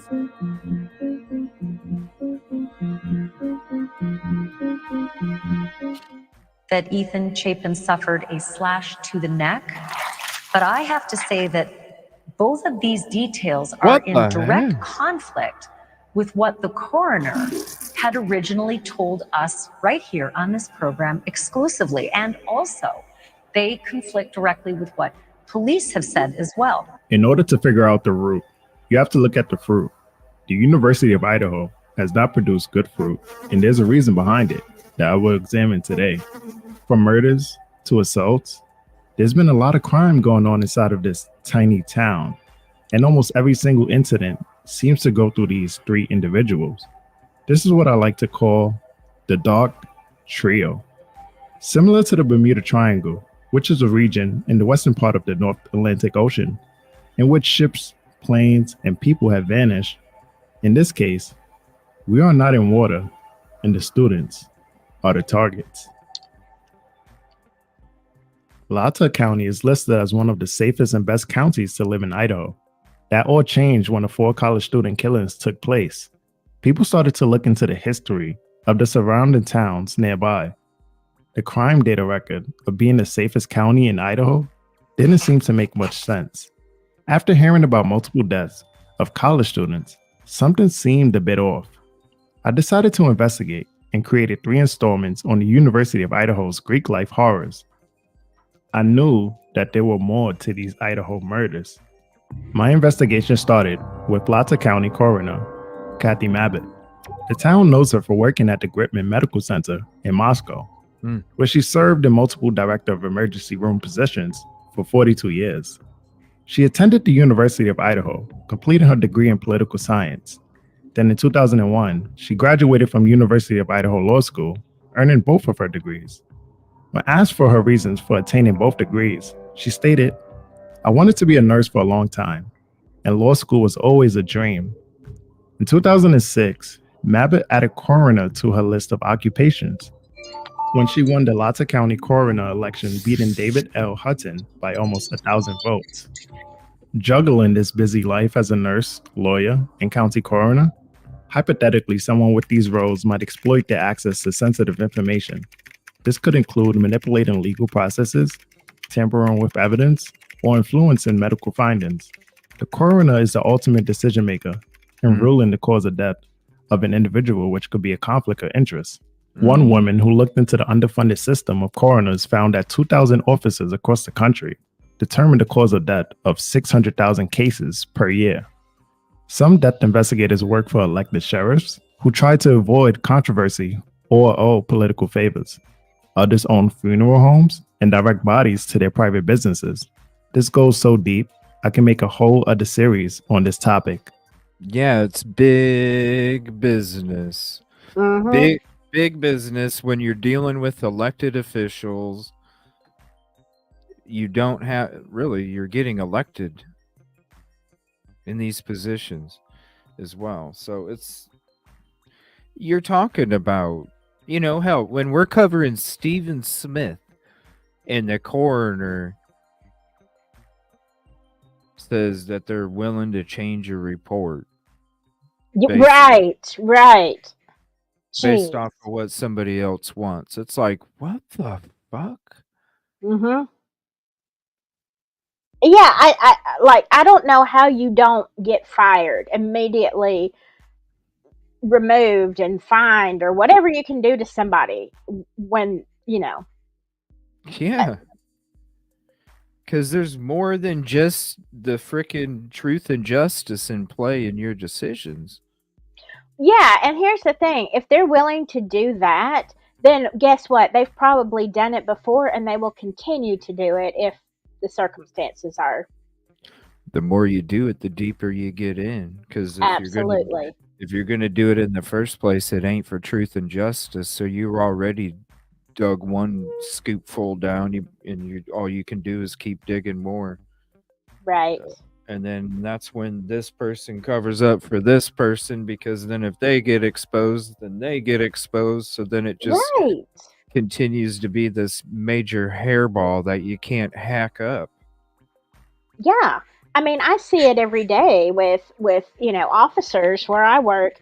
You try to do something nice, and then, it snowballs something, and then all of a sudden you become somebody's patsy, or you become somebody's slave, and you didn't even mean to do anything, and now all of a sudden, it's ridiculous. It was in Mayberry. I don't even know in who this the case, doctor. Huh? I don't even know who the doctor was in Mayberry. I don't know. They probably never even mentioned it. I don't think they had a murder rate in Mayberry. No. The worst thing that happened was Otis getting drunk and locking himself up.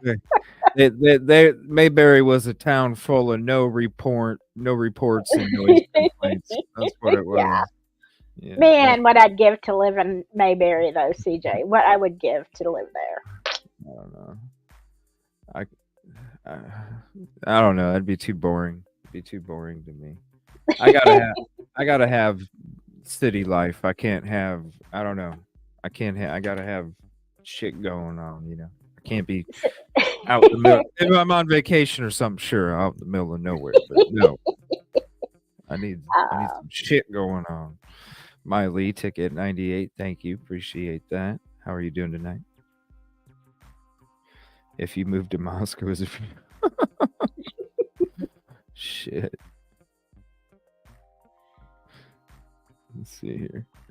All right. So this is it's all a big business, just like jail. It's a big business. Funeral home, big business. Yeah.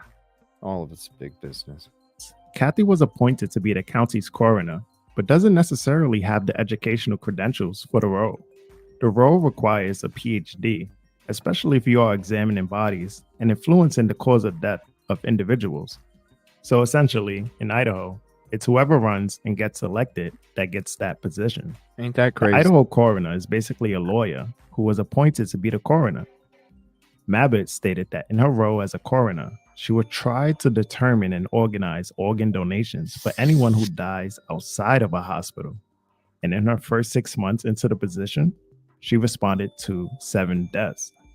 She was awarded the Sight Life Shining Star Award for her support of donor families and her assistance in the cornea donation program. Sight Life is a nonprofit eye bank that obtains corneas donated by individuals. In Mabbitt's first 6 months, she assisted in the cornea donation process for those 7 individuals. Wow. She stated, "I feel very blessed to be in a position to help people." What really stuck out to me was when she stated deaths outside of the hospital. Coroners have the power and authority to determine the cause of death. As you may remember, there was a dispute between a former coroner in a different state because Coroner Kathy said the toxicology reports aren't relevant to this case. It adds that she does not believe the toxicology report on each of the 4 University of Idaho students will be relevant to the manner or cause of death. Now, Mabbitt has been the county coroner for 16 years in Latah County. And those 2 facts that are in conflict are that all of the victims were in their beds, according to police and the coroner. And according to the coroner, all of the injuries were stab wounds and not slash wounds. So I just want to play for you exactly what it was the coroner said in her words. Were any of them slashed? Were any of their necks cut? Or were these all puncture wounds? Well, it was a pretty large knife, so it's really hard to call them puncture wounds, and they were definitely stabbings. Can you tell me, when you say that they might have been sleeping, were they found in beds? Yes. So those were the facts that the coroner told us. And like I said, it is in direct conflict with what these 2 sources familiar with the investigation are now telling us as well. That obviously needs to be sorted out and likely best in a court of law as well. In this scene, Kathy stated there was lots of blood in the home, and all students were likely sleeping. However, sources said that it appeared Ethan Chapin stepped partly into the hallway before suffering a slash to the neck.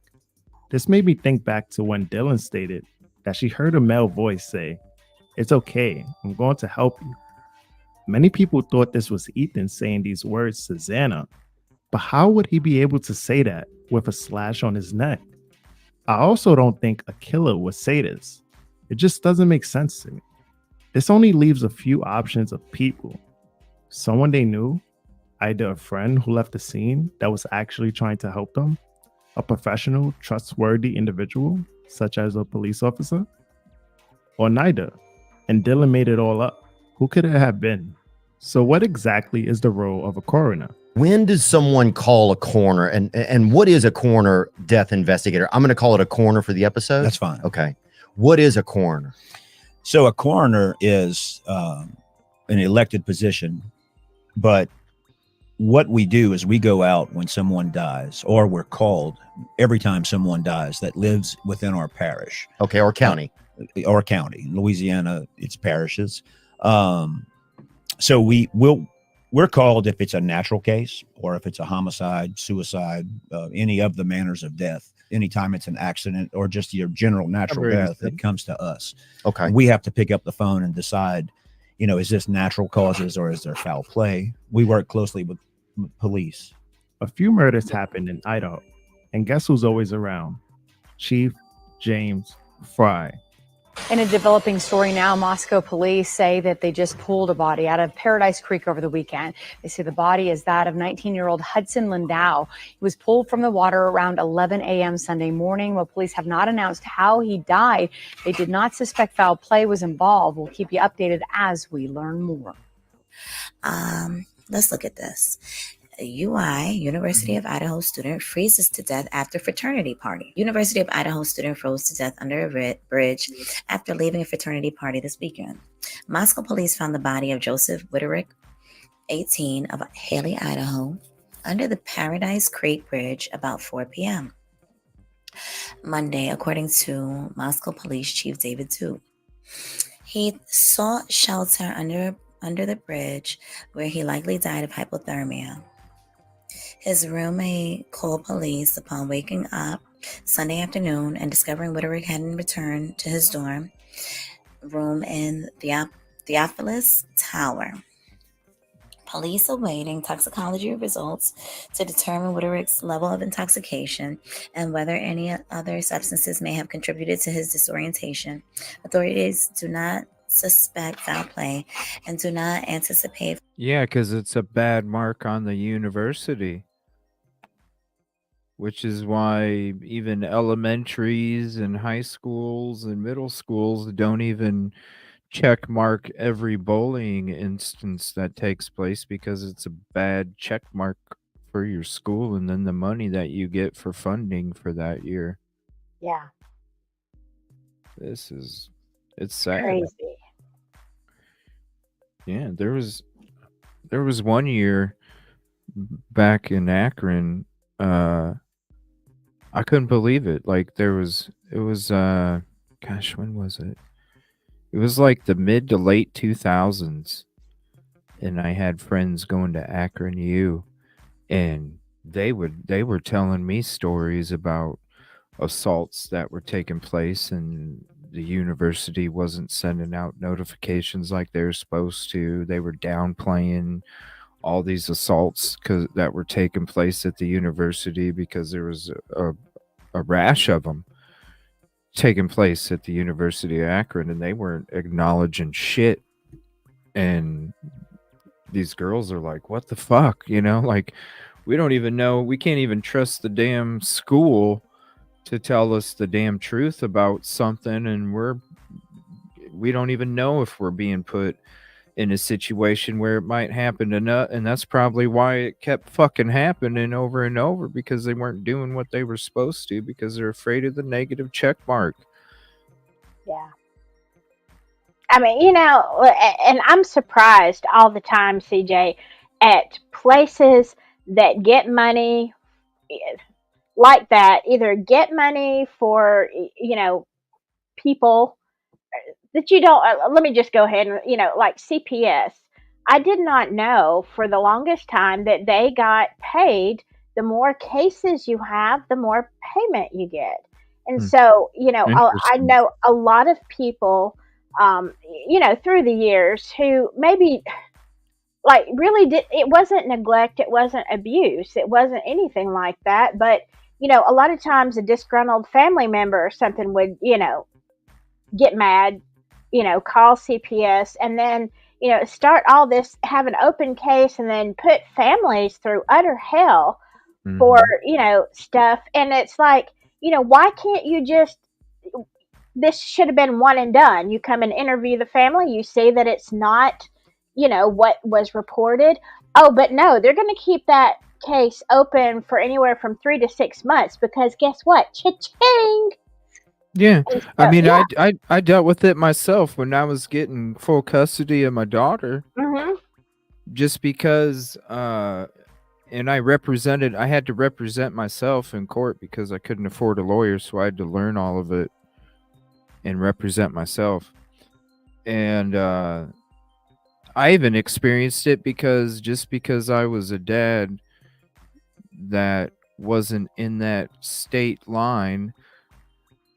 The mom was arrested 5 fucking times before I even got my daughter, Yeah.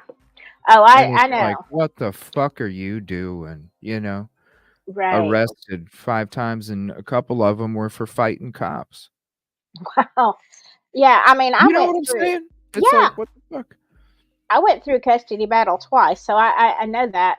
But then, I know that kind of thing happens. But I had a friend. Look, she's really she's a saint. When she had 16 kids. 16. Oh, jeez. Yes. We were like, do y'all own a TV? Because you need one. Let us buy you a big screen. But anyway, no, they're precious, and the kids were great, better behaved than mine. And but she had the stair steps, and the littlest one day, she and her oldest son and the whole crew were going to Walmart or somewhere like that, and they're all getting out of the car. Everybody's watching everybody, and they don't even get into the store. Okay, they get a few steps into the parking lot, and they're looking at each other and like, wait, where's the baby? Where's the baby? Oh, we left the baby in the car. It hadn't been a minute, but somebody who was in that parking lot heard this conversation, saw them, got mad, called CPS, and so she had to go through all these parenting classes, and look, it stretched out for a long time. Of course, she worked in healthcare, so her job, it was just a nightmare. It was, and I'm like, why would they do that? Like, geez, you got 16 kids. You get you get a couple of steps away from the car and you start counting, and you're like, oh, we're missing one. Like, that could happen. Yeah. Yeah, they get kidnapped, and that when they're supposed to be under their supervision as well. I mean, shit, there's so many. Yeah. And so, I mean, they weren't out of sight of the car, but she immediately has this case open with CPS for 6 months or a year, where she had to jump through all these hoops. And I'm like, my God, couldn't they have just said, hey, we get it, lady. I mean, yay, you remembered. I'm not saying it was brilliant, but look, if they weren't but just a couple of steps from the car. But that's when I started learning that how CPS gets paid. They don't care if they get a report. They don't care if you're innocent or guilty. They get paid. They get paid so it's a big motivation to keep as many people in the system as they can possibly handle, and even more, because cha-ching. Wow, and they complain about being overworked. Well, right. Hello. I guess maybe don't take on as much. Yeah, but then a lot of cases that really should be, investigated by CPS, they're like, or and I'm on a rant now, but I've known people that I never turned them in, but I knew that they had been turned in. For very valid reasons. CPS would say, hey, we got this report. We're coming in 2 weeks on this date at this time to do an interview. Well, that gives the people plenty of time to clean up their house and get everybody and everything in order. I'm like, what's the point? What is the freaking point? You're not going to catch an abuser when you give them a day and time. They're going to have all their ducks in a row. Mm-hmm. It's disgusting. Yeah, that's why LE shows up on Halloween a couple days before, unannounced to all the registered offenders, to make sure, surprise visits. We're making sure you're where you're at. You say you're that's so shout out to the officers that do that, because there's a lot of groups of officers out there that really do. Before Halloween, they'll go house to house checking to make sure the people are where they're registered, where they're saying they're registered, that it's legit, so shout out to them. Absolutely. He continues to receive tips and leads about Will, but tackling a cold case is never an easy task. We always believe that there's always that one piece of evidence that will tie everything together, or somebody knows something. We believe somebody knows something. When Mabit was asked what she thought about the job when people she knows come across her coroner table, she stated, "It's hard because I've lived here for so long. I know some of the families, but that can also be comforting to them." Wow. Well, according to the University of Idaho's past commencements, Kathy graduated in 2001, but started in 1995. And guess who graduated in 1995? Julie Fry. That's Chief James Fry's wife. She is also the treasurer and court clerk of Latah County. Is it possible that they knew each other or crossed paths at some point?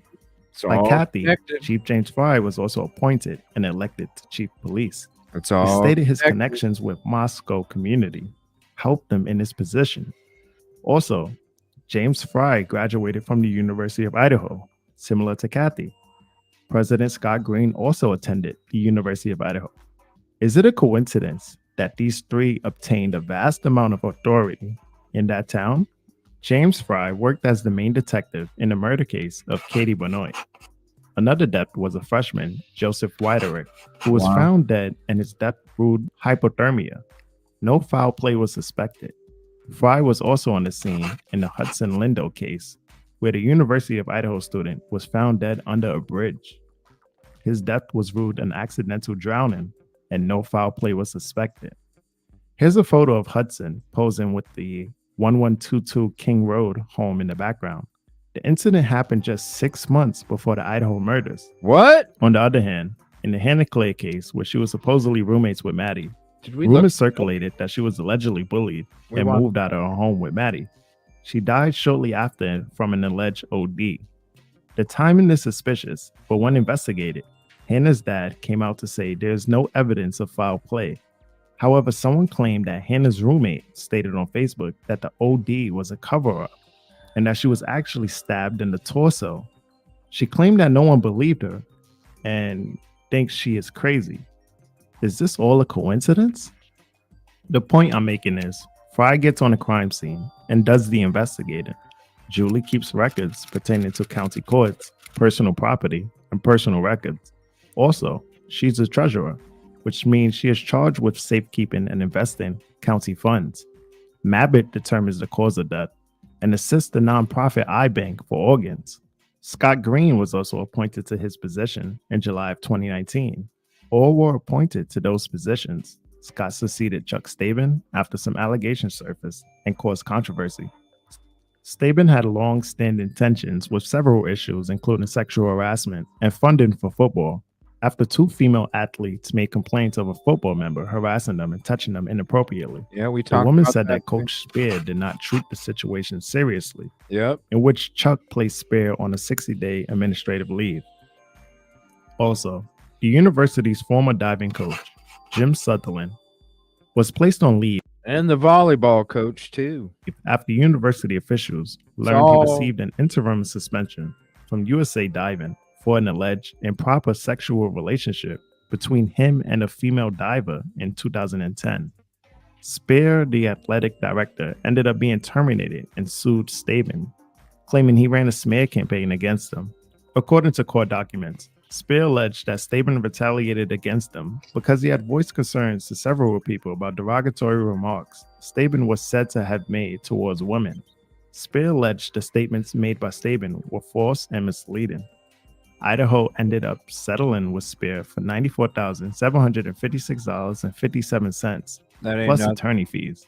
That ain't nothing. Idaho spokesperson Jody Walker stated that the offer of judgment admits no wrongdoing. However, Staben and Spear declined to comment on this judgment. If this happened to Spear because of retaliation, who else could this happen to? As Staben left the seat, here came Scott Green to take his seat as student body president. He was also a fraternity member of the Kappa Sigma. Vandal community, please help me welcome the 19th president of the University of Idaho, Scott Green.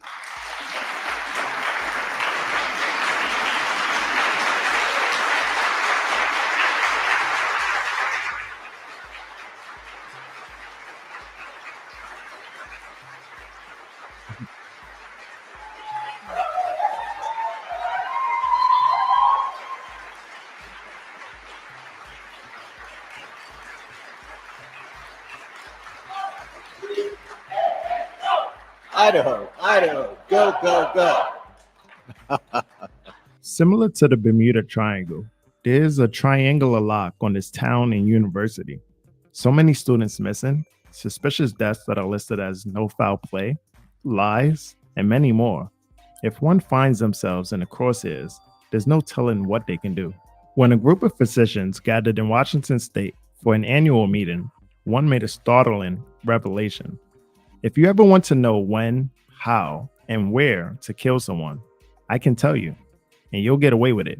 Go to no Moscow. problem. Yeah. I will explain more in part 3. Oh, this is a part 2? I didn't know it was a part 2. Shoot, I'm going to hit the like button, drop some trophies. There we go. I didn't know that was a part 2. Yeah, that's a lot of the stuff we talked about. There's a couple things we didn't talk about. Some of those cases with the no foul play. But yeah, and like with that little that little ovation that Mr. Green got, it was like, did that come after your, hi, I'm the freshman president. Are you a freshman? Was it after that? How did he, they don't know who the fuck he is, do they? Why was there this huge, because he was one of the first, or I think the only non-lawyer to run a law firm. So what would they know about Mr. Green over there in Moscow already to be like, what for? I don't get it. Ticket 108 Pixie, thank you. Oh, you're welcome. Yeah, Casper West, we've checked out a few. I didn't know that was a part 2. I'll have to check out the other ones. And thank you to somebody who sent me that. I think it was yesterday. I wasn't, like I said, I wasn't there on social media. So it was sent to me from somebody. So thank you for that. And talking about the coroners, and I was watching the chat, I didn't know for the longest time. Like, I assumed a coroner was a trained medical professional of some sort, at least, and I had no idea. And I understand they're saying, okay, well, they work with law enforcement, but if they're not, like, what did they do, CJ? Did they just walk up in a crime scene, kind of look at them and say, yep, they look dead to me? I mean, maybe that's the problem. Maybe that's why we have so many shoddy ass fucking reports. Because they, you don't even have a degree in investigating, dissecting a frog, but you can go up and say, yeah, that looks like the liver. Like, you don't, like, how do you even fucking know if you don't even? I don't know. Yeah, he's dead. He's been dead. Looks like he's been dead for a little while. It needs to change. Like, it needs to change. Like, no wonder shit's getting fucked up. I know. And the fact that it's an elected position, like, why? What good are you if you're not medical? I mean, really and truly. Well, because you show up at the crime scene, you're in control of the bodies. It's important. I mean, they can't do nothing without your. It seems like it just seems like in that condition, in that circumstance, though, that you would need to be medical, have some kind of medical knowledge or whatever. Because there was one in Indiana who was 19 years old. Freaking 19! I didn't know squat when I was 19, CJ. Wow. How can you be a coroner? And who elects somebody like that? I just don't, like, there should be rules about coroners. Mm-hmm. And yeah, you work with law enforcement, but they were saying, the coroner, it kind of determines, was this a natural passing away, or was it a, intended unaliving? And, so if you don't have experience and you don't have, like, what are you going to just say? Well, the cops said, yeah, I'm going to put that on my report because the cops said it looks like a natural death to me. The fact that there is a sharp object coming out of, the forehead is immaterial. Nothing to see here, boys. Yeah. It's like, ugh, that's messed up. It is. It definitely is. It's like, especially when you have control of the body at a crime scene. Yeah. It's like, come on now. Yeah. And you can be elected and not have any experience. You could just be a lawyer. Well, that makes more sense as to why the coroner in the Stephen Smith case said, what you want me to put? We'll put whatever you want to put on there. Well, because you obviously don't know what to put. Just go with what he said. Hey, what he said. Yeah. I like him. Yeah, nice it was. Go with what he said. It was a hit. It was a hit and run instead of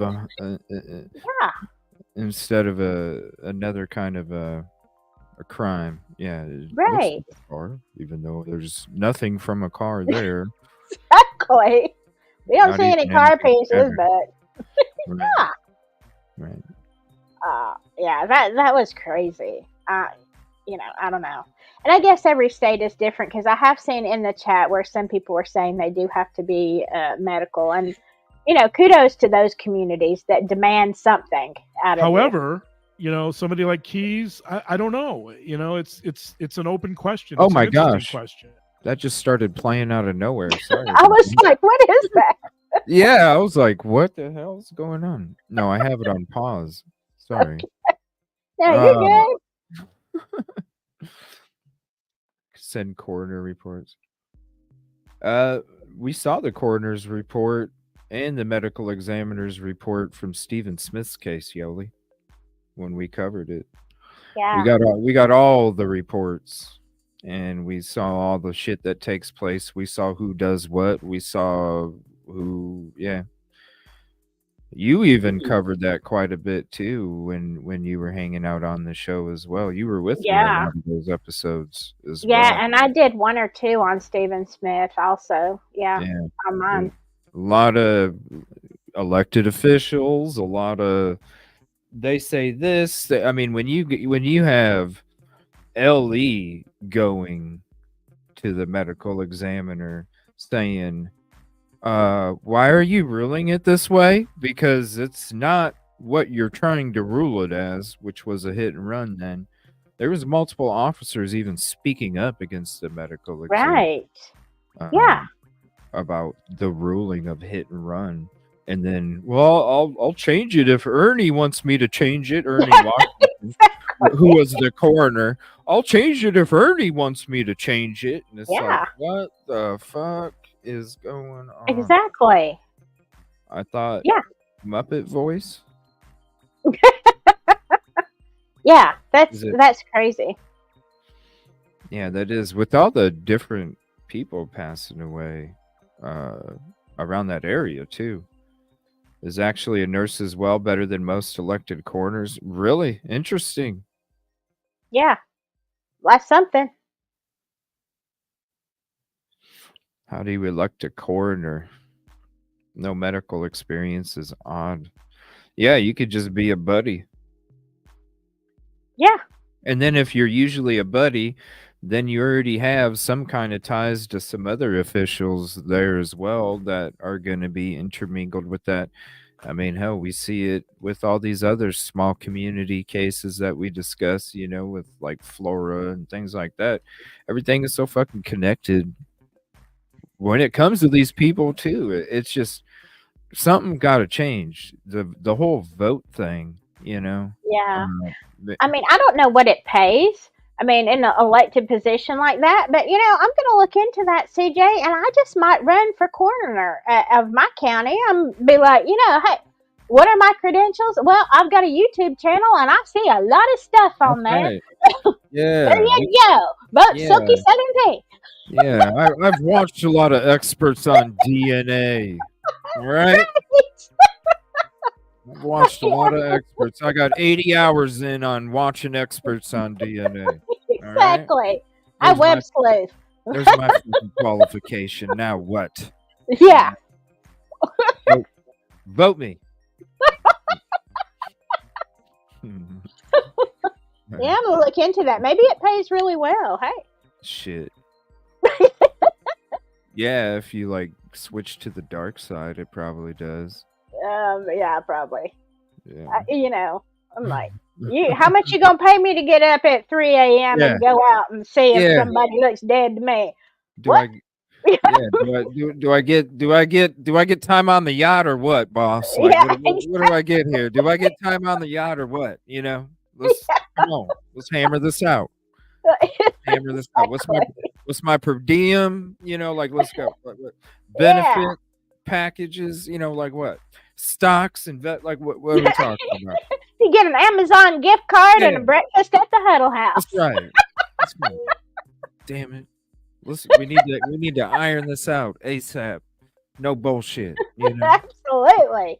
Dang it, I'll be your corner. Yeah, bullshit just costs you. All right.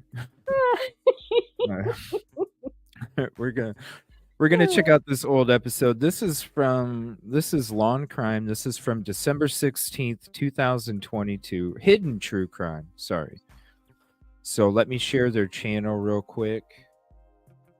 And we're going to check this out. Now, this is them discussing, and I think this is going to be a good watch because I do appreciate how they approach even the different questions or even different theories and thoughts. But they also approach it with a normalcy as well. And they're both acclaimed on their own. And so, and I think he's an author too.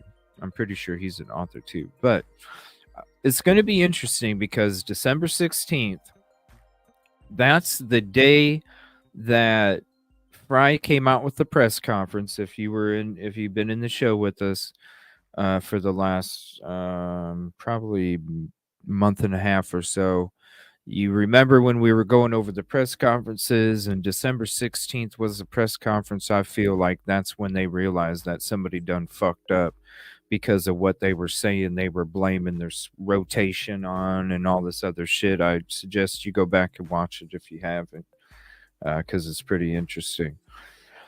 That's the third episode.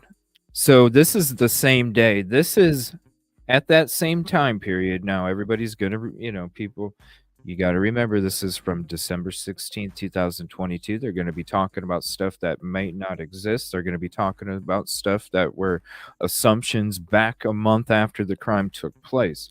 We're looking past that. What we're looking at is the conversation that was taking place with these two individuals, live Q&A from all of us that were asking questions to them, and they were getting the same amount of information everybody else was out here as well. Nothing. They were being told nothing because nothing was told until BK's arrest, and then all of a sudden, woof. All of a sudden, the car changed and all this. So this is the same time period when they're still looking for a 2011 to 13 Hyundai, December 16th, 2022. So I think it's going to be really interesting to hear not only some of the questions as we look back a year later, some of the answers, and then some of the other thoughts we might develop from re-looking at this a year later. We have to wait till the coroner is back from the cruise. Damn it. Oh, that's for Sea Dog. Whoops. Well, I didn't get an invite for that one. Damn. I don't get the yacht yet. Son of a bitch. It's already taken up. It's like those baseball tickets at the office, where they give out 5 pairs, for the Major League Baseball team. And you better hurry up and be one of them first 5 to respond to that email. I can't tell you how many tickets I used to win, Silky, when I worked for the when I worked for the office, when I did my office shit, and I was up there doing the boardroom shit and all that stuff, running programs, and man, I was quick. I had those because I'm telling you, they gave away Cavaliers tickets, they gave away Cleveland Indians tickets, they gave away Buckeyes tickets, they gave away Lake Erie Monsters tickets. They gave away all sorts of tickets every week. Bam, bam, bam, bam, bam, bam, bam. So every weekend I was going to a game. Damn straight. Wow. Well, that's pretty cool. That was a great, Oh, it was great. It was a great perk. Oh yeah. The tickets were from the owner that they didn't use. So when you went to the baseball field, you were on like row fucking 3 by the first base. You went to a basketball game, you were the very first row on the middle level. So it was amazing. Yeah, it was amazing. Used to win radio tickets or tickets on a radio station. Hell yeah. I used to do that when I worked. Oh man, this is a long time ago. Many years when I worked in North Carolina. That's the way we were. And we had, I think our phone had 8 lines, and we had them on automatic redial, and we would have all of them lit up. And, 15th caller, you're like, okay, I hit 12, now I hit, 13. Okay. But my coworker and I, we want a lot of things on the radio too. It's like, yeah. It's like, don't say my name. I can't remember. I think it's a movie called One Crazy Summer. I think it's a movie it was called One Crazy Summer, and it had Demi Moore and Bobcat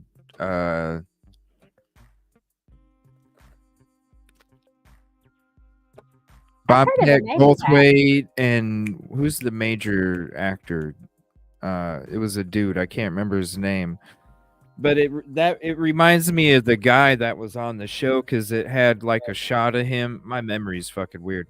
It has a shot of him calling in, like trying to be the 100th caller or something. He's sitting there smoking a cigarette, and he just keeps chain smoking while he's sitting there trying to. And then he misses the call, and it all goes crazy. It just makes me think of that. Oh my gosh! Yeah. That's what you'd have to do, calling in to win shit off the radios. You'd have to sit there and wait. Yeah. See you later, Danny. Thank you. I appreciate you hanging out. Yeah. Let me see here.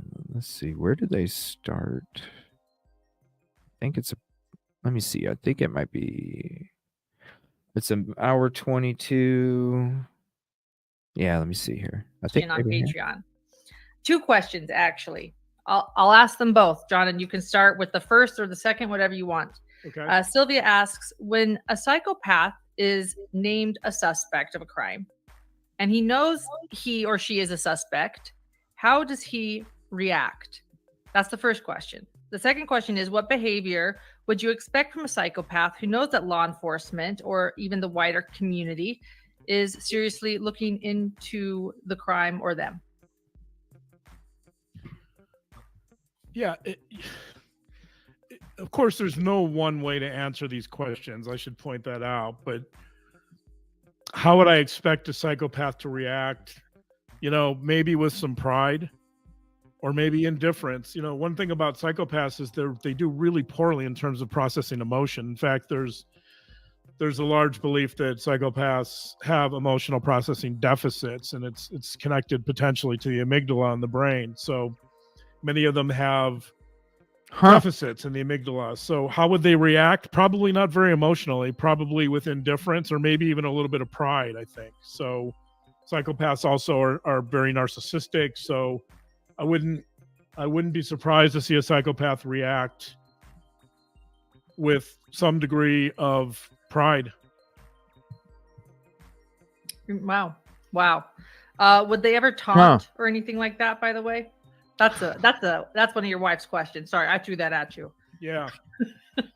I think some would. Yes, I think some would. I think they'd probably be subtle about it. But, we'll talk about this later. But if I think of somebody like Israel Keys, and Keys is an interesting person because in many ways he's like the personification of a psychopath. But then he was in significant relationships where his partner spoke highly of him or well of him and said he wasn't violent.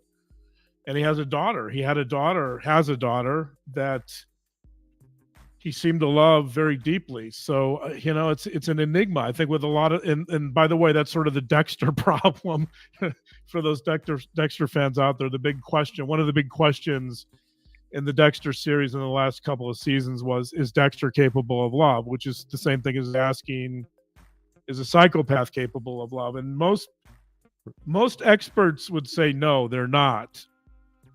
However, I love Dexter. Somebody like Keys. I love Dexter. Have you ever seen it? No. Mm-mm. Oh my gosh, it's really good. I thought I'd hate it, but it's excellent. No, I never watched it. People told me I should, but I never. Yeah, I can't even watch a movie. You get behind him. Like it's hard. Like as the seasons go on, you really become a huge Dexter fan. You understand why he does what he does, and most of the time, and it's like, it's good.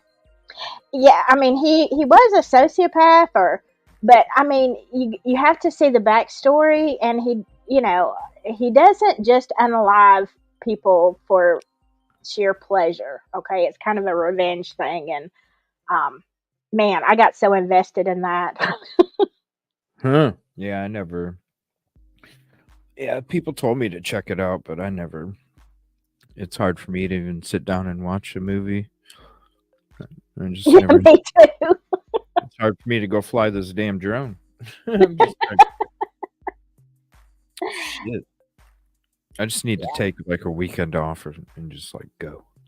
Dexter is like the vampire. The stat only go after evildoers. Okay, Yes. I see Yes. what you mean. Yeah. So he says that that's a weird question. Are they capable of love? That's a weird one. There's Dexter fans out there. The big question, one of the big questions in the Dexter series in the last couple of seasons was, is Dexter capable of love? Which is the same thing as asking, is a psychopath capable of love? And most experts would say no, they're not. However, somebody like Keyes, I don't know. It's an open question. It's an interesting question. It's a very interesting question, which is why I'm so excited for today's topic. Can we profile evil? I think that goes along with it. The next question, the next two questions come from Gail S. Thank you for your great questions. Question number 1. Are psychopaths born with these emotional issues? We'll stop there. I'll read her second question after that, if that works out. Yep. So the answer is probably. There does seem to be a genetic component to psychopathy. There does seem to be some early indications of psychopathy in children. There does seem to be some level of heritability, meaning that it's passed on genetically. And it's, of course, like everything else in psychology, it's not, there's no there's no causation here. The percentage, or we say the variance of heritability that's related to psychopathy is usually going to be no more than like 50%. So that means you can have some of those traits, you can inherit some of those traits for psychopathy, and if you're in the right environment, you may not become a psychopath. So like many things in social science or in psychology, there's interactions between the environment and between genetics.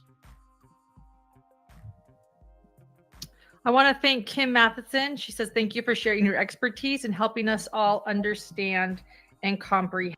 I don't know what you're saying, Danny, because I've been displaying your comments. So I don't know what you're talking about. But if that's how you feel, see you later. But people do respond and people do highlight your comments, so I don't know what you're talking about. Thank you. Thank you so much. And I also want to thank Holly W. for your kind contribution and super sticker. It means so much to us. Gail S. Yeah. Let me say, can I say something for a second, just to Danny, because I think Yoli hit it. YouTube will unsub you. It unsubbed me from my own channel. So yeah, that could be it. YouTube does some crazy stuff. Yeah, I mean, that's been a conversation about YouTube for a long time. Mm-hmm. But I've been displaying your comments tonight, Danny, so I don't know what you're talking about, because you can go through the stream and you can see I've been displaying comments. So I don't know what you mean by nobody's paying attention.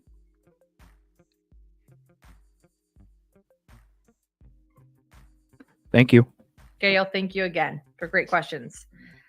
Now afterwards, it's after a crime.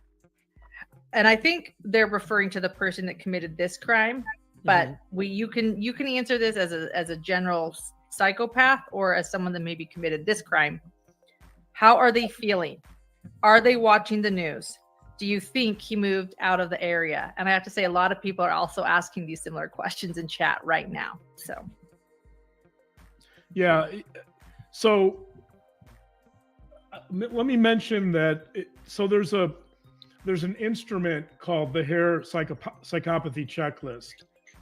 The current version is it's called the PCLR, meaning there's a revised edition which came out more recently. And all told, there's something like over 14,000 different combinations of psychopaths. So I should make it clear that there's no one way to get to a psychopath. If you use the Hare, for example, and Hare spelled H-A-R-E, I've mentioned him before. His name is Robert Hare. He's done a lot of the research on psychopathy, or the early research. And I use that instrument quite often in a lot of my evaluations of criminals because it's sort of the gold standard. But it's important to note that, as I said, I forget the exact number, but I know that there's well over 14,000 combinations of scoring on the Hare that would lead to a diagnosis of psychopath. So that means, obviously, there's no one type of psychopath. There's many, many, many variants. And so, and I don't know why I'm hawking books tonight, but because we have no interest in this. But I'm going to hold up another book here. The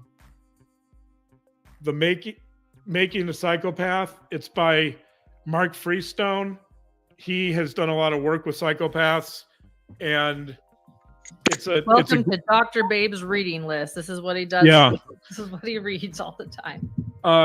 It's a great book because it's a very good book on psychopaths, because he shows that there are very different kinds of psychopaths, and they're all a little different.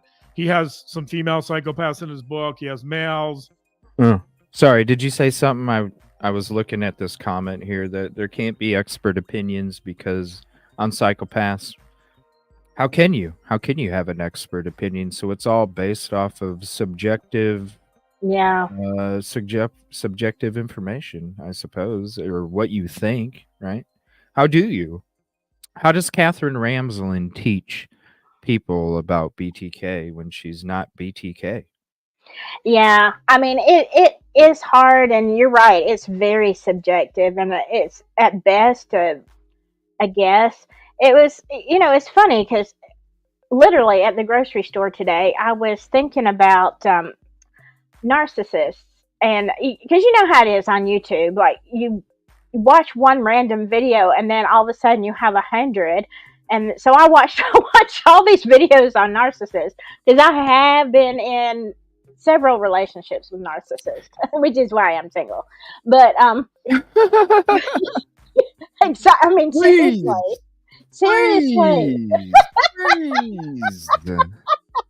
But I was thinking about that, and I don't believe that anyone is born evil. I mean, are there some things that are hereditary? Possibly. I'm not going to rule it all out, but most people, psychopaths, narcissists, whatever, they're made. They're made by their childhood and their responses and their traumas and how they respond to those traumas. So, I don't think that you can be accurate except to be subjective unless you are a psychopath. Now, there is a YouTube channel from a narcissist, like his point of view, like he'll tell you. So unless a psychopath starts a YouTube, which let me just tell you, I highly suspect some channel creators are psychopathic, but we won't talk about that. But yeah, I really think that unless someone was going to open up, a psychopath was going to really open up and tell you how they think, we don't know, and we'll never know. No, because you're not them, and if you're not them, how can you? They can tell you what makes them tick, but they can eat. Most psychopaths are good at lying. That's how they're able to do what they're doing, is because they're good at lying and fooling people.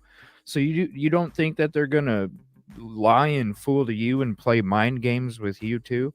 I don't understand. Yeah, the whole SK, like what?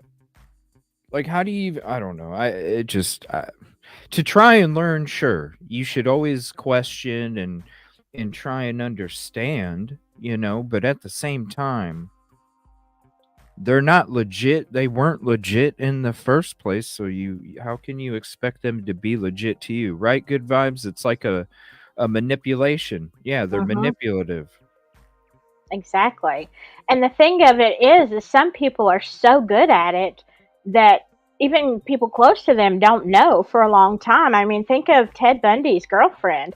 I mean, you know, she Yeah. said he was good to her. He was a great Yeah. stepdad to her daughter. And in the meantime, he's going out aliving people all the time. And he's completely psychopathic. But yet, she didn't, you know, see it for a long time. Mm-hmm. Yeah, and Yoli's right. They see him as objects. Mm-hmm. It's like when you were watching the Long Island SK where they were interviewing him at his desk, you know, about his job, and he starts talking Right. about, you know, he likes to compare the way he runs management and business like with a carpenter's hammer. And then when you hear him talking about it, he talks about objects, and then you're just like, whoa, are you talking about the fucking objects that you were you know, like that's your favorite a carpenter hammer is your favorite fucking tool for Yeah. your objects, you know. If Right. it's if you guys haven't seen that, it's just a couple minute clip. Just look up Long Island SK interview at work or something, and you'll see what I'm talking about. You're just like, whoa, what is he saying? Yeah, it's creepy. So, Wow. I mean, but you know, hey, who knows? I don't know. This guy wrote a book and studied something, so he's a lot farther ahead of it than I am when it comes to studying those kind of people. I would Yeah. love to. I mean, Oh yeah, be I've interesting. I've I've read a ton of books on that kind of stuff, and I mean, you know, it's very interesting. At Ghost Printer, um, who has the son, yeah. But you know, schizophrenia is completely different from psychopathy. Although you know, there can be some similarities, but they're very, very different. You know, yeah, and I agree, it is a sad disorder, but it's not like there's no help. Like there's no drug you can take for psychopathy. You know, you can't make somebody feel what they don't. You know, dealing with all the other things like the voices and stuff in schizophrenia is, yes, it's very difficult, but it doesn't mean necessarily that they don't feel, you know, and you know, have some of those other problems. So, geez, bless your heart. Mm-hmm. Yeah, it's yeah, I even know schizophrenia. It's not me, but somebody that I know, and it's crazy, man. Like uh just the different I can't imagine trying to like think all that shit's real, you know, with the Yeah. shit that they go through. I can't imagine thinking that all that shit's real when it's not. And oh, yeah, Right. it's like how do you help, you know? Yeah, like that movie, A Beautiful Mind. Remember that? No, who's in that? Y'all remember that Sounds guy? familiar. Everybody was so crazy about him. Russell, was it Russell Crowe? Russell, yeah. And you know, you go through the whole movie and you see all these characters that he's interacting with, and at the end of the movie, you realize that he has schizophrenia. Like he has such a mental disorder, and you realize at the end of the movie that these people aren't even real, and they never have been. They've never existed. And it's like, Oh, man, you know, it's like, geez, and this guy, you know, all the ups and downs of life, you know, the sadness and the, mm-hmm. you know, breakups, whatever, these people never existed. It's very like, wow, this Mm-hmm. poor guy. And I think, and it's based on a true story too, that actually happened to somebody. So, Yeah, and they think it's real. Great movie. it is. We need to have a movie night sometime. For Yeah. the community. Need to show them that. Yeah. All right. Let's see. We'll see what else they get asked here. And I'm going to drop the link to this video too if you want to keep it for yourself as well. I'm sorry, I Yes, keep committed interrupting. murder. Oh, no, you're good. It's what we do. We chit chat. We discuss all these things and different things that they're talking about. Some that have not committed murder. I mean, it shows that there's a wide variance. And thank you for being up here on panel tonight as well, Silky. Appreciate it. Oh, thanks for having me. No, thank you. In what a psychopath is and what they look like and what they do, how they think, how they act. So there's really, there's no single answer here, but in general, how would they feel after a crime like this? My guess is maybe a little bit of pride, maybe nothing, maybe indifference, maybe this is just what a psychopath may do, right? I don't, it really depends on the circumstances that led up to the crime and maybe some of their motivations. But I don't imagine that they would have a huge amount of feeling, because psychopaths generally are well known for their lack of feeling. In fact, if in the hair, in the PCLR, there's a trait referred to as callousness, which is exactly what it is. It's the psychopaths are callous. They don't feel and they don't care. So when they harm other people, they typically don't have any emotions surrounding that. Thank you to our wonderful mod Blue Sky for reminding everyone to show your support. If you like our videos and these lives, to hit that like button, and then we will know which videos or interviews or anything to bring you and what you like to see more of. Claire is actually asking, are these layperson books? Could anyone read these books that you're reading? The first one I showed is not a layperson book. The second one can be broadly read. Making a Psychopath by Freestone can be read by anyone. It's basic, it's entertaining, it's a really good book. Okay. And I'm done with the questions that we pulled from last week. I want to again thank everyone for leaving your questions in the YouTube comments, as well as our Patreon members and Patreon. I think this is going well. We'll continue to answer those questions and study those for the next week. So thank you so much. And a big thank you to our mods as well. Yes, Crash D, it's so true. Thank you, mods. Smash that like button. We have the most incredible, loyal, wonderful moderators on this channel that have become very good friends. We're grateful for all of them. Yeah, thank you. Thank you, guys. Thank you, moderators. John, so back to this whole, is there a profile for evil? Which again, that's pretty broad. We can get to what is evil. Right. We could sit here and you could write a book on this. Yeah. But it's for Hidden Hour tonight. Where would you like to start tonight with? Is there a profile for evil? Well, I think we're beginning to hint at that with talk about psychopaths. So I think talking about psychopaths is a good lead in to this question. If you don't mind, I'd like to discuss the statement that Kaylee's father, Steve, made earlier this week. Okay. Maybe that would be a good place to start. Yeah, I have that article pulled up, and I'm going to read it from Fox News before anyone jumps on. But the family reached out after this article was written. It's true, and they stated. We'll talk about that statement after. So we do know that the family, after this article was published, it's still up. The family did come out with a statement about this article. So first, let's read the article, then we'll discuss the statement they made. Okay. Fox News, Idaho murders, father of slain victim says that she had big open wounds, calls police cowards. Clearly, a lot has happened since this article, but it's still important to John and to me. The father of slain University of Idaho student Kaylee Gonsalves told Fox News the victims had big open gouges, and they were clearly the work of a sadistic male. He called the police cowards for not sharing more with the public. Gonsalves said he asked the coroner how many times the victims were stabbed. She said, "Sir, I don't think stabs is the right word. It was like tears. Like this was a strong weapon, not like a stab." She said they were big open gouges. She said it was quick. These weren't something that you're going to be able to call 911. They were not going to slowly bleed out, he said. Mentions of victims, Kaylee, Madison, Xana, and Ethan. Says that they were slaughtered in the early morning hours of November 13th in a rental home near campus. Moscow police are working with the FBI, and the Idaho State Police have yet to publicly name a suspect or recover the fixed blade knife they believe was used in the horrific attack.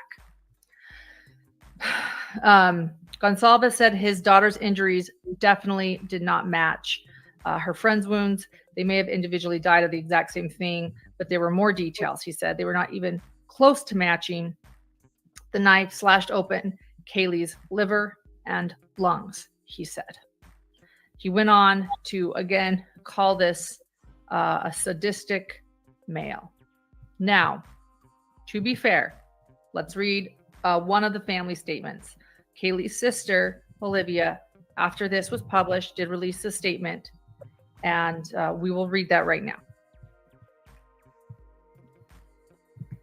Or one of them. There were several, but this is from Olivia Stevenson, Kaylee's sister. Hi, this is Steve's daughter, Kaylee's sister here. I hate to make this post, but unfortunately, this reporter got bad information. We are also working with our lawyer to get it removed, but I wanted to let you know from the source, this information was not given to anyone at Fox from our family.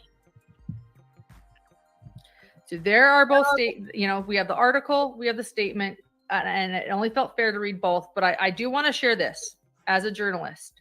And this is Fox News. This is their news section. This isn't talk show host stuff. This isn't, this is Fox's separate news that they share. If that wasn't said and that wasn't true, I don't believe it would still be up. Olivia also mentions they have attorneys working to take the article down. The article remains. I think that their statement did help to squash it. And I think respectfully, there were reasons they wanted to backtrack and not have that go out. And that is fair. John and I both have a lot of empathy for this family. So a lot. And you can even talk about that because I know that Steve has actually been criticized recently, John, with some of the ups and downs. He called the police cowards. He's now allegedly had a good conversation and met with the police, and he's making some claims about the coroner. And some online sleuths in some of the groups I'm in have been a little bit more critical of him and how he's handling things. The other victims' parents have not been as vocal. In fact, if we could start there, could you talk about that a little bit? Because that's what's been going on this week. Well, let me just say, I want to get into the details of that a little bit, but let me just say I have a lot of empathy for Steve because, the grief he's experiencing must be immense. So whatever his anger is and whatever he's going through, for me, it would be nearly impossible to relate. So however he's handling it, I think it's understandable. If he's angry and he's acting out a little bit, I mean, it's perfectly, in my mind, that makes perfect sense because he's going through so much grief and he just lost his daughter in a really horrific manner. So it's hard not to, for me at least, it's hard not for me to empathize with him. And I don't know what the criticism is of him. Maybe that he's speaking out too much and the police are not happy about that, but I feel for the guy. But thank you. Yeah, we feel for the family. Curious Dreamer, thank you so much. We appreciate it. Someone else has also mentioned that British series Cracker, so thank you. Yeah, on that note, I haven't watched Cracker, but I did purchase the series. So I look forward to watching it based on a recommendation from a viewer. Thank you for that. Yes. So with that being said, we are going to relate and stand by for this this Fox News article and the statements that they claim. It's still up.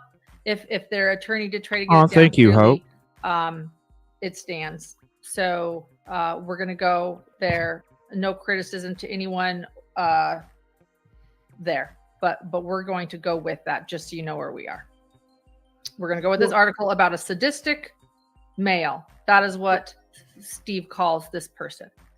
Right. So let's get into the substance of that. I think there's a couple of critical issues that Steve raises. Number one is this question of whether this was targeted or random. If, the last couple of weeks that we've been on lives, I've developed a profile that assumes it was targeted. Good question back her then. Injuries, her more severe injuries would definitely seem to suggest that this was targeted. However, as more time passes and there's no arrest and there's no apparent suspects, it raises larger questions about whether if it was targeted, it seems to me that the killer would be somewhere in the orbit or the universe of the victim. And my guess is that they've checked out all those leads, interviewed all those potential people, probably gone through all of the victim's contacts, right? They probably, I hope, they probably looked under every stone of people that knew Kaylee or could have known her. Nope, they sent them all home. So They that's the sent 'em advantages home. of assuming that the murder was targeted. And the profile that I talked about the last few weeks assumes that there was potentially a target and it was probably Kaylee. And I speculated that profile would have revenge or maybe humiliation of the victim as the main motive, and it may have been driven by some type of rejection. So that's the profile we talked about. But as more time passes and there are fewer suspects identified, I think, the profile starts changing a little bit. You start wondering if maybe this is more random. It could be that not enough time has elapsed to evaluate all the evidence and the DNA evidence, and that does take time. So maybe it's that. But let me present a different scenario, which is that perhaps the Kaylee and Maddie, who were upstairs on the third floor, perhaps they heard some of the commotion on the second floor. Maybe Maddie woke up slightly and Kaylee woke up slightly. And so the killer goes up to the third floor and he attacks Maddie first. She fights back a little bit, but he subdues her. But Kaylee now is pretty much maybe not fully awake, but somewhat awake. And perhaps because she was awake and fighting back, that he was especially angered by her reaction. And maybe that's why she has more severe wounds, right? So that would be a scenario where this could have been a random killer. And maybe she wasn't targeted in the way that you would expect. She was targeted because she fought back more. The killer became more enraged during that struggle, and he inflicted more injuries on her. So that's a possibility. So I want to go down this path of that perhaps this was a random crime.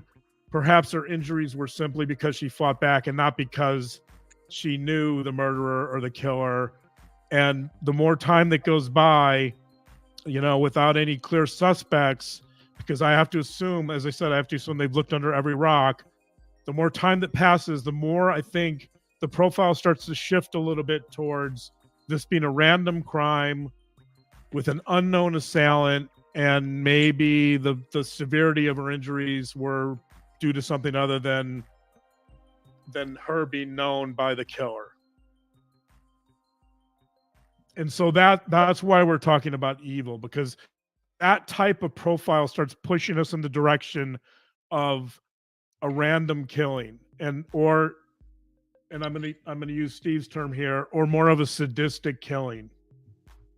So if the motive is not, let's say, revenge, then it's funny because I talked to Lauren about this literally like 2 hours before Steve came out with that statement. And I said, this could be sadism. This could be some version of sadism. What? So, okay, hold on a second. I'm going to pause it right there anyway. Okay. Anybody in chat, how in the hell does he come to this conclusion of sadism? Satanism. He said sadism is Satanism. How does he even, like... Is it sadism? Which one did he say? Sadism or which is... I don't know. I don't know that I see either one. Is there... Okay, let me rewind it here. A random killing, and I'm gonna use Steve's term here, or more of a sadistic killing. Sadistic. So how does that? Okay, hold on. If the motive is not, let's say, revenge, then it's funny because I talked to Lauren about this literally like 2 hours before Steve came out with that statement, and I said, this could be sadism. This could be some version of sadism. Sadism. I see it more as not sadism. I wouldn't say that. Of course, this was early in the game, but still, I would see it more as what's the word I'm looking for? It They just more like psychotic. I mean, more. I can't think, CJ. My thinker went to lunch. purely sadistic. Someone who likes to inflict pain on others and gets happy, if you know what I mean. Yeah, like that right there. Yeah, it could be, but I don't. Really? That's what you're saying. His shit plopped on the inside of a button snap. I mean, come on, yo, that's like pissing in a hot sauce bottle. Are you gonna? Who in Or the maybe hell? it's just it gives them, because when I was studying Delphi, I studied this, the act of, for some people, the act of wielding a sharp object, you know what I'm talking about, is the same. It can be a physical symbol of things, and that it's like, for them it's the same high, so to speak, as that kind of experience. Even though they don't actually have relations with the victim, the act of doing that is the same for them. It's sick and twisted, but apparently some people, gratification. But I'm just out of this crime. No, I don't see it You in know what this I mean? crime. Yeah. And Rage. That's what I was going to say. Yes, rage. Thank you, whoever I said think that. if they had some of that DNA, I think it's not. That's pretty much a lock and throw away the key with the DNA. That kind of DNA. Yeah, absolutely. So if that exists, well, then why are you having to collect? Yeah, I don't know. It just, and I know that this is an old interview. It's why I'm playing it. It's why I'm playing it. And just because there's different facts back then, I still want to discuss some of the things that they're discussing. Yeah. Because they were led to a conclusion at certain points based off of certain things, and I want to kind of re-explore those. That would be an interesting thing if they ever did a show like a year later when they come back to like this kind of show. Yeah. So Hidden True Crime, if you're out there and you want to do it, let's do it. I think that'd be cool. Do that show. Do the show. And I think that it's okay. I'm going to help you. I think that could have been the person that committed the crime too, because you also heard somebody, there was somebody crying, right? And maybe you didn't do enough to that person, for them to pass. And so your response is, it's okay. I'm going to help you. And then you finish it real quick. I never thought about that, CJ, but Yeah. you're right. You could be very right about that. Yeah, maybe I didn't come in to make you pass slowly, like Mabbit said, because she said none of them pass slowly. None of them pass slowly. Open gouges, tears, strong weapon, not like a stabbing. Those kind of things. Maybe they did enjoy that kind of brutality, but it wasn't about, maybe it was some kind of weird, sick thing where they didn't want their victims to pass slowly. It was, and so it could have been that kind of comment, kind of thing. What's up, Nick? Everybody hopping in. Well, when it comes to that, who says it's not suggested questions, and who says that's the reason why neither one of them want to go on and testify or be on the stand or even be talked to, is because they saw the PCA and they know that that's not exactly what they said because they were suggested questions. Because I think I think the questions from the statements in the PCA, I think those questions are suggested. I don't see them being like straight up statements. I would too, see dog. That's why I always said from the beginning, and you know, the shit that I would get in the very beginning when this case come out, when I said, hey, I don't give a fuck what gender it is. If that's my fucking friend, yo, you better be calling, even if you don't think I can make it. Because what if I can? And if that's the kind of friend I have, when I'm giving you 150, shit, I don't need you.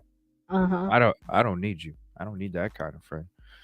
But who knows? We don't know the situation either. You know, what if? Yeah, I mean, what if the voice had not been harmed yet, you know, and was in the room with someone who had been unalived, and they were saying, you know, it's okay, I'm going to help you, meaning not, you know, obviously meaning something different, but just to calm them down. I mean, it could be either way. Either they weren't quite there or they hadn't been attacked. Could have been threatened. We don't know. They could have been threatened. You come out of that fucking room, I'm going to do something, and they waited that long. We don't know. Yeah. You know, what we do know is there was a latent footprint, which means somebody cleaned up their shit. That's what we do know. Where was that footprint found? Right by DM's door, in front of the closet door there, right there. Utility closet between DM's door and the kitchen and the stairs that go upstairs. Oh, okay. They didn't see it when they first came in. They didn't see it until they came in with, you know, the black light and the quick spray. Right. And then it showed up. Okay. Failure to report. All right, give me 1 second here. All right, here we go. So thank you all for hanging out tonight. So we'll get into that in a little bit, but in fact, we had a listener comment that said something very similar. Do you want to, let's give a shout out to John Shade. Yeah. Great first name, by the way. Sorry about that. I've got a lot going on my desk. Yeah, this is from John Shade. And it's a commentary, not a question, but we kept it to read. This person, so it's from our last week's live hidden hour on the comments in YouTube. This person must be insanely sadistic and filled with unimaginable rage. A huge and most significant component is the pleasure he derives from his rage and his sadism. Degradation and humiliation is all part of the fantasy of the revenge. Psychopathic can blend in really well and seems normal. Just some thoughts, he says. And before you answer that or speak to that, we have over 2,000 people in chat. It means so much. What an incredible community we have. I have put the chat on subscriber only because of the amount of questions we're getting in. Okay. So if you like what you're hearing, please hit subscribe. And if you're new to our channel and if you want to leave a question in chat, please do that. And thank you for those that are also liking and giving a thumbs up to this video. Go ahead, Doctor, babe.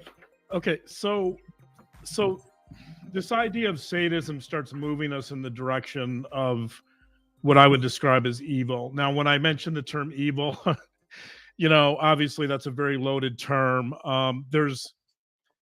There's the way that social scientists would think about evil, which is trying to assess it objectively in terms of its impact on violence and cruelty. And then there's sort of, let's call it the moral domain of evil, which is more of a theological, religious, sociological phenomenon that has a long history in kind of the moral domain. So it's going to be, no matter how you deal with this, it's going to be a challenge to sort out those different components. In fact, let me tell a story. I remember this story very well because I don't know why, but I do. But when we started our podcast on Daybell, which is where it all began back in 2020, summer of 2020, I remember I did an episode on Daybell, and back then we weren't getting enough comments that we were overwhelmed by them. We could respond to them. So somebody wrote in and said, why don't you just call this what it is? Chad Daybell is evil. End of story. And I wrote back to her and I said, well, I think we need to discuss what evil means. This probably depends on your definition of evil. And she wrote back, this is why I remember it, because it was somewhat humorous, but she wrote back and she said, look, just stop the psychobabble. Just stop the nonsense, and let's just call this what it is. It's evil. Full stop. End of story. We don't need to discuss anymore. So I wrote back to her and I said, well, I think we're going to have to agree to disagree on this one, because evil is a very complicated concept in psychology and many other fields as well. And so let's try to unpack evil a little bit. I'm going to hold up another book. Unpack evil. So this evil. This is inside. This is a book by a very well-known psychologist, research psychologist. His name is Roy Baumeister. The title is Evil, Inside Human Violence and Cruelty. This book was written in 1997. Whoa. Before a lot of some of the current research on psychopathy existed. So I give Baumeister a lot of kudos for being a bit of a pathfinder and kind of breaking ground here. But let me start by discussing how Baumeister defines evil. So he basically defines evil as inflicting harm on innocent people. Baumeister, though, is, because he considers himself a social scientist, Baumeister essentially says that this is a very difficult topic to research because victims and perpetrators have extremely different views of evil. Right. In fact, right. If you talk to perpetrators and ask them, do you think your actions were evil? Almost all of them will say no. Right. Most all of them will see some logic or rationale in what they do.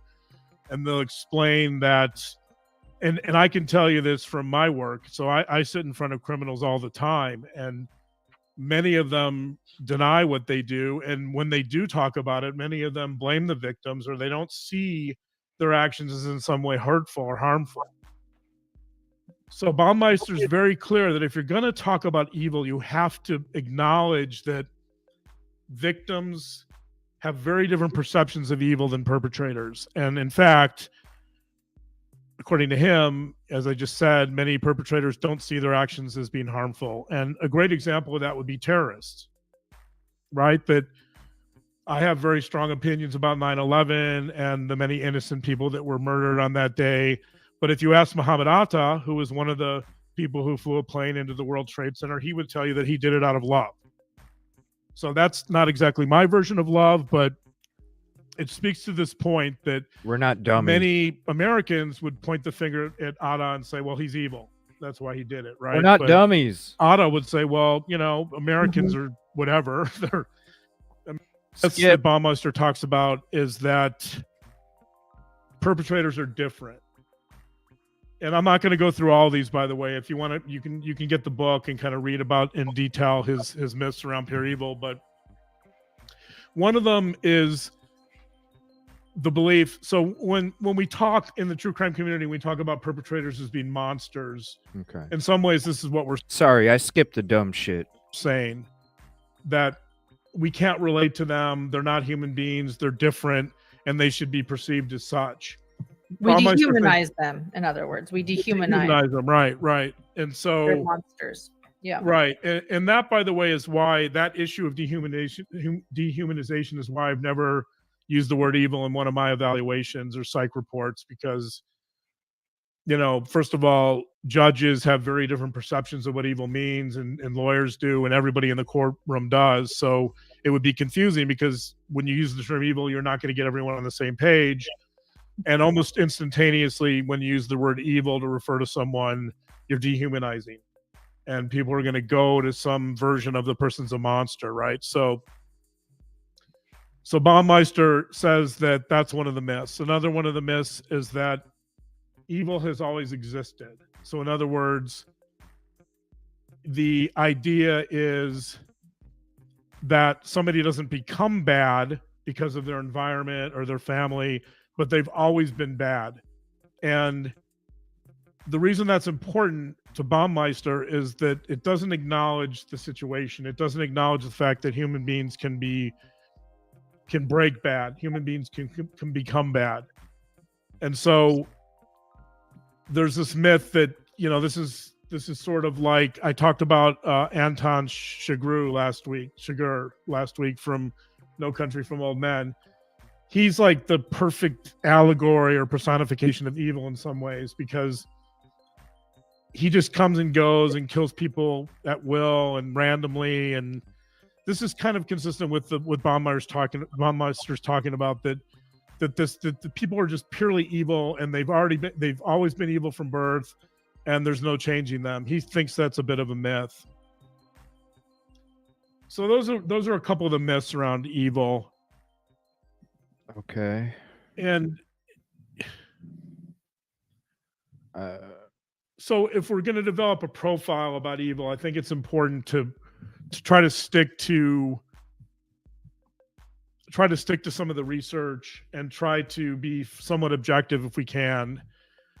And let's talk about Baumeister's root causes of evil. So Baumeister does use the term evil. He thinks it exists.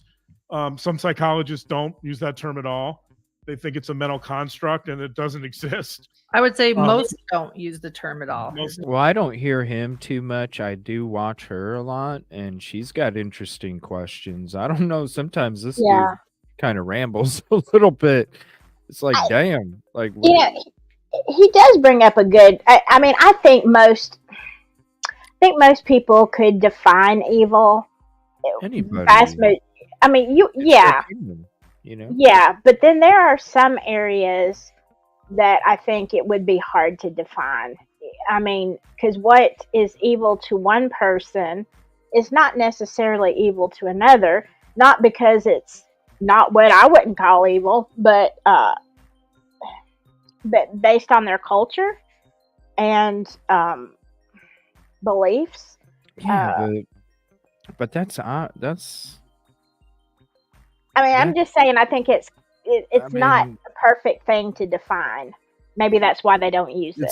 It's up to one's opinion. It's up to one's own opinion, really. Yeah, I mean, I call evil anything that is harmful to someone else without, reason, or without conscience, maybe. I mean, your neighbor could think it's something different than what you do. My daughter calls me evil all the time because I won't let her do something or what the hell? She's like, "You're just evil." You won't let her do whatever she wants. Shame on you. I know. So I get called evil probably once a day. So what I'm saying is, it's subjective. In for some things, yeah. But, I think what we would normally call the standard of right and wrong is, our laws and, the biblical laws, which is where our justice system supposedly comes from. Not like anybody acts like it, but, that kind of code, the 10 Commandments, that kind of thing, is generally what we would define as good and evil. But for some people, I don't know, if you're in a very remote place where you don't have contact with society as we know it, and you happen to be someone who consumes other people, I don't think I can say the word. So, would you, if that was your culture, would you think it's evil or would you not? I mean, I don't know. Hey, your neighbor could think cooking a deer on a grill is evil because the next door neighbor's a vegan, True. See, that's what I'm saying. It's up to one's own opinion. Yeah, for the most part. And I guess that's why they're saying people don't generally use that term, because it is not so clearly defined. Yeah, you have to define it by a almost like a mental diagnosis in a way that associates whatever type of crime it fits, kind of thing. There's always medical words for it that they use, or they just call you Long Island SK. They just do that. Yeah. Yeah, I see the foot size chat going on. I don't think. Yeah, trust me. That's why I think it was cleaned up. BK or whoever committed the crime did not have a Bissell backpack on, and they were not cleaning up their footprint. It got cleaned up because somebody that went in there accidentally stepped in a trail and said, "Oh shit," and stepped back, and then all of a sudden they went, "Fuck, I left a footprint." That's just me. Why in the hell? When have you ever heard of somebody coming in to commit a crime and having a carpet cleaner with them? Because if you're for real, if you're carpet cleaning red stuff off Right. come on now. I keep it in my car all the time, CJ, don't you? Come on now. You got to have some good hell of a cleaner. It was the one-legged killer. But that brings me to another question, because we had a private discussion about this, and you said, hey, bring it up on the next show. Yeah. Because I asked you, why have you, and I know you know way more about this case than I do, but why do you not think that this was a hit based on substance abuse problems from family members and, plea deals and all, or not plea deals, but kind of, rolling on people? I mean, what makes you think that it's not? Because none of those students had any kind of, there wasn't even any kind of drinking infractions for the most part. So, I guess the reason there are two things, and I need more don't evidence. know. I just need more Yeah. evidence. What I've explored, there's a lot. I mean, when it comes to family members, of course, Yeah. But what one family member does doesn't mean that their child does it, and so I have to give it the benefit Right. of the doubt because of Yeah. the Yeah. respect for the families. Oh, But absolutely. if it does exist and there's evidence for sure, let's talk about it, because you can't say none of that stuff doesn't exist in true crime, because it does. But And respect here's for the family. Yeah, well, I mean, and I definitely don't want to cast shade on the family or the girls. I'm just saying, when I was researching, and here's the things that make me wonder if. One is, of course, first of all, I'm very familiar with how that culture, and I'm sure you are too, CJ, but, I see it every day with my particular job. Of how brutal people are over very tiny infractions. And what makes me wonder is because if you go and you research sororities and fraternities and stuff, there is sometimes, not in all, of course, and not saying that there was in this case, but they are kind of notorious for indulging in that kind of culture. Some of them on some campuses have a very large network. And then, but the one thing that makes me come back to that and wonder, maybe the girls, and maybe nobody was into any of that, but because the family members were, and you had that kind of sus turn of events for both of them within that short period, the best way to harm a person is not to harm them directly, but to harm someone that they love and care about. And the sheer brutality of the unalivings. It's like, stalkers and all that kind of stuff. It's like, yeah, could it happen? Sure, it could happen. There's a lot of things that could happen, but for that many and that level of brutality is something, at least in my area, I don't see unless it has the undertones of that other culture.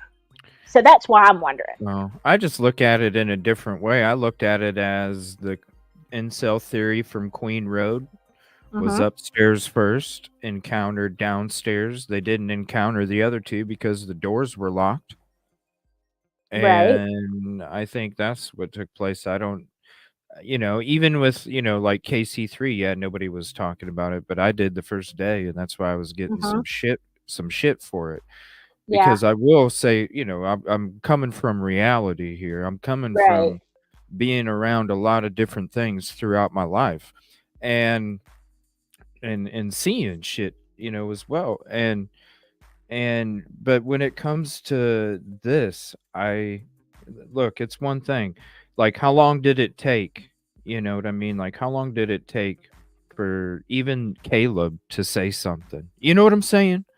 And Right. nobody has came out. So I know that people don't talk about it and it can exist. That's why I've always said from day one, even when I was exploring it back last spring.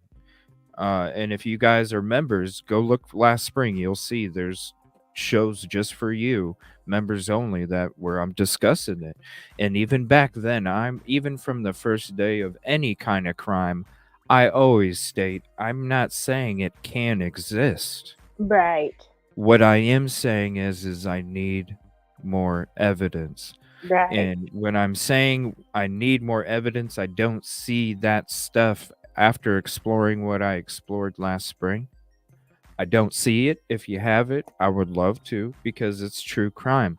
At the same time, when it comes to KC3, when I see 3 people passed away outside in the freezing cold, that's evidence to me, and that evidence told me that there was something else involved when it comes, including substances. Yeah. So there's a difference, and it's all Yeah. out of respect. It's all out of respect, because look, Caleb came out a couple days after our first show and pretty much confirmed what I was saying. Mhm. So, it's out of respect always. So, not that I Yeah. won't discuss it, because I will, but at the same time, I don't have, and I was digging into a lot of stuff, a lot of different things, and I don't even have the evidence. And that's why me and a couple creators that I used to collab with parted ways, because I wasn't going down that path, because it wasn't right for me in Mhm. my soul to do so if I didn't have more evidence, even if it got more attention. You know what I mean? So that's why I just kind of, we just kind of separated our ways, because it's like, yo, you want to keep going with this route? I'm chilling back over here, because this is how I'm feeling, where I'm coming from. And I even took down a couple of the videos because we were discussing a lot of things that even had like names attached to it and stuff. That was all public record. Mhm. But it was just, I just couldn't, not to say it doesn't exist, because look at KC3. Yeah. But I just need more. That's all. Yeah. I just need I had just wondered, because I know how thorough you are, about looking at every avenue, and I guess Yeah. I missed those episodes because I didn't hear you talk about that. So, I guess that was just, on mine, but that's why I asked you, because I felt like you didn't want to talk about it. That's why I asked you in a private conversation. I'm like, okay, why did you Yeah, we did for about 6 or 7 shows, and they're pretty much members only. I took down a couple, and then the rest of them are members only. So, uh, you know, And you're right. There are so many good theories. The incel theory is a good theory. Also, what was the one I was just looking at it in the chat? Uh, the private driver. That's another theory. Again, doesn't mean that he's involved at all, but there's a lot of sus things that could have. And we don't know squat really about what happened, other than a few things about BK. So, yeah, just curious. That's all. yeah, I mean and somebody else, you know, when you're talking about a hit as well, you don't leave people behind, especially True. you know, especially if you have that approach, number one. Hmm. And I think if you were on that approach, you would have noticed a door being cracked open, and you would have kicked that fucker down. Yeah. I don't think there would have been a witness Yeah. upstairs. But you know, that's the thing. We don't even really know because we haven't heard from them because they lawyered up. And I understand why you would. I mean, certainly being in that circumstance, you know, that would be the first thing you want to do because you know how it looks. But, you know, we haven't heard the whole story. So it's really hard. Um, but yeah, the one thing with me that always made me wonder was the brutality of it. Um, I know in my area, it would be at least 99% chance that it was related to that. But, you know, Moscow is a completely different place than, you know, Podunk, Alabama. So, Yeah, but did they leave people behind? some did. Some did.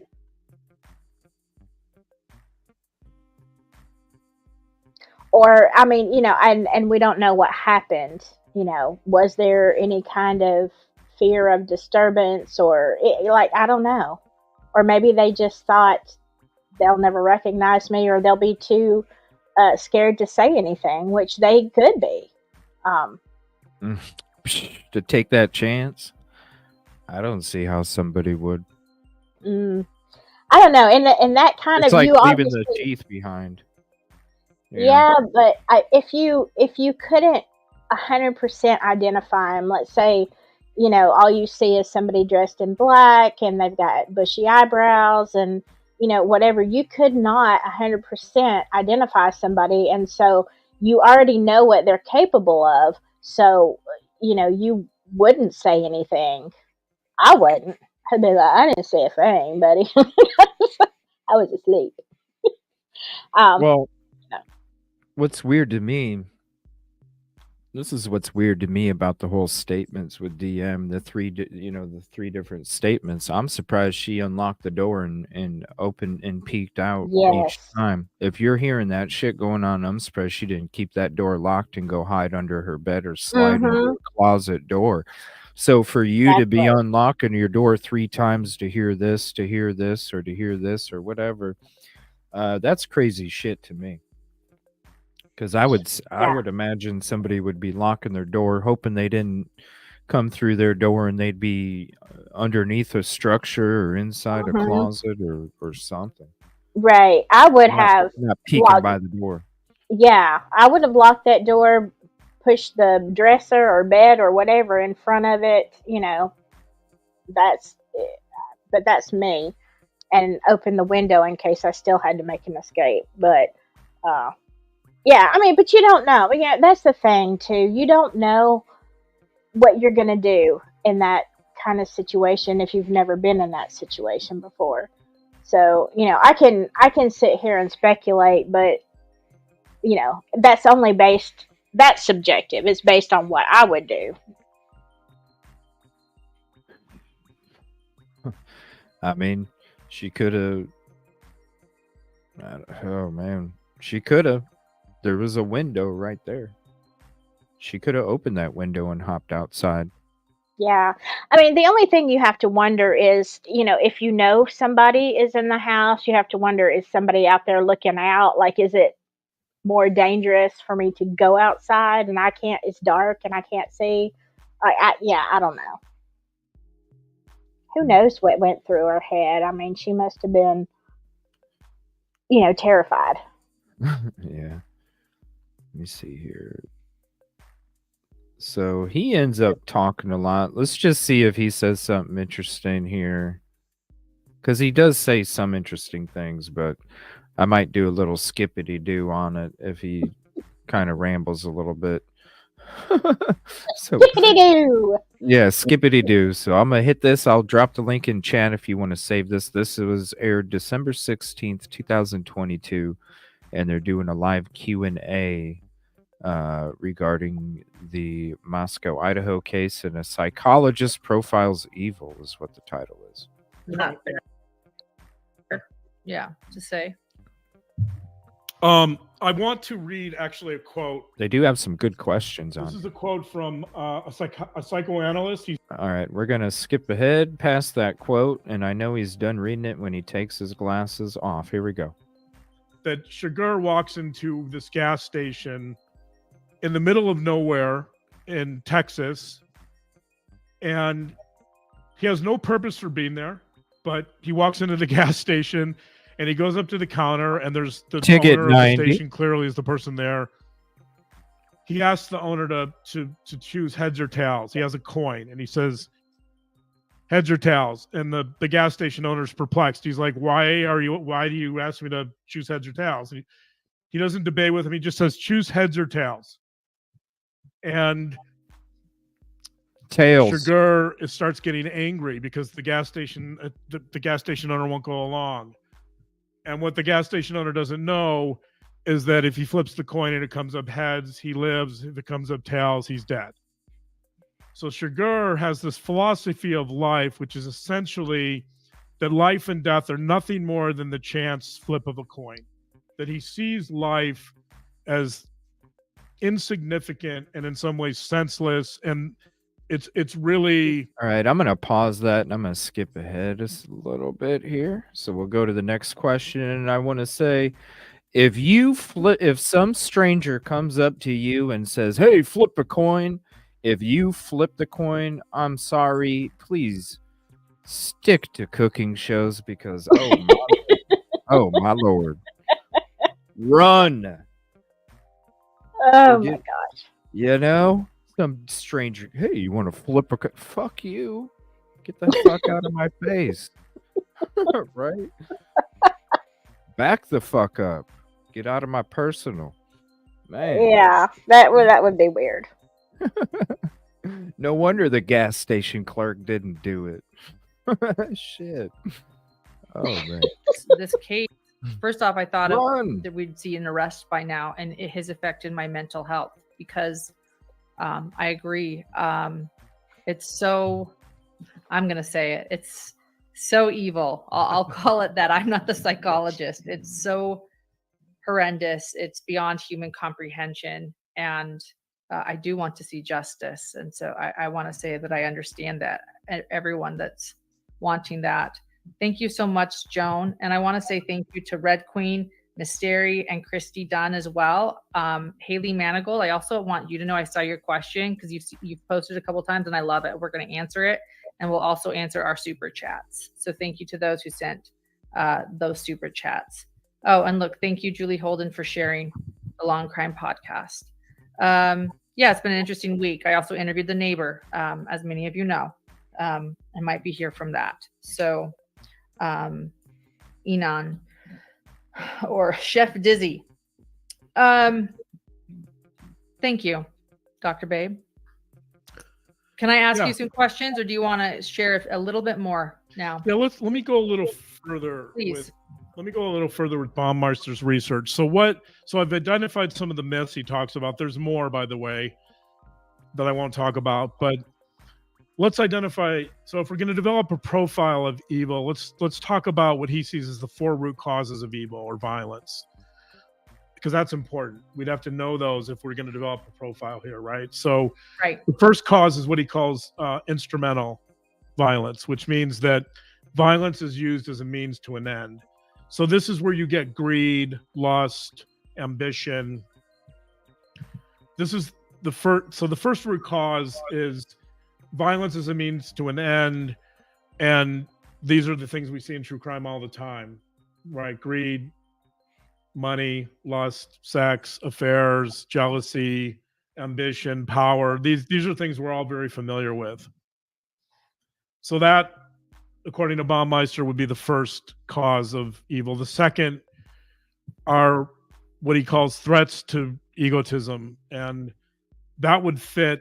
So that would fit the profile we've developed in the past, that we've developed the last few weeks in terms of revenge. Revenge would be if somebody's ego is threatened, a typical response would be revenge or humiliation, or right. So that would be another root cause of evil, according to Baumeister. The third root cause of evil, according to him, would be what he calls idealism. So that would be ideology, and you would fit terrorists into this category. The final root cause, and Baumeister sees this as somewhat controversial and much rarer than the other causes, but the final cause is sadism. And this gets us to the comment that you read, Lauren.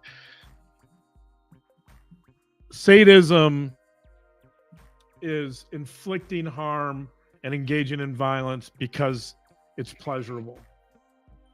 So this is probably the most interesting one. When I think about if I'm going to create a profile here that's based on somebody who's evil, this is probably where I'm going to go. I would think of the perpetrator as being. It is ironic, though, isn't it? Crime solver. Everybody. Sure.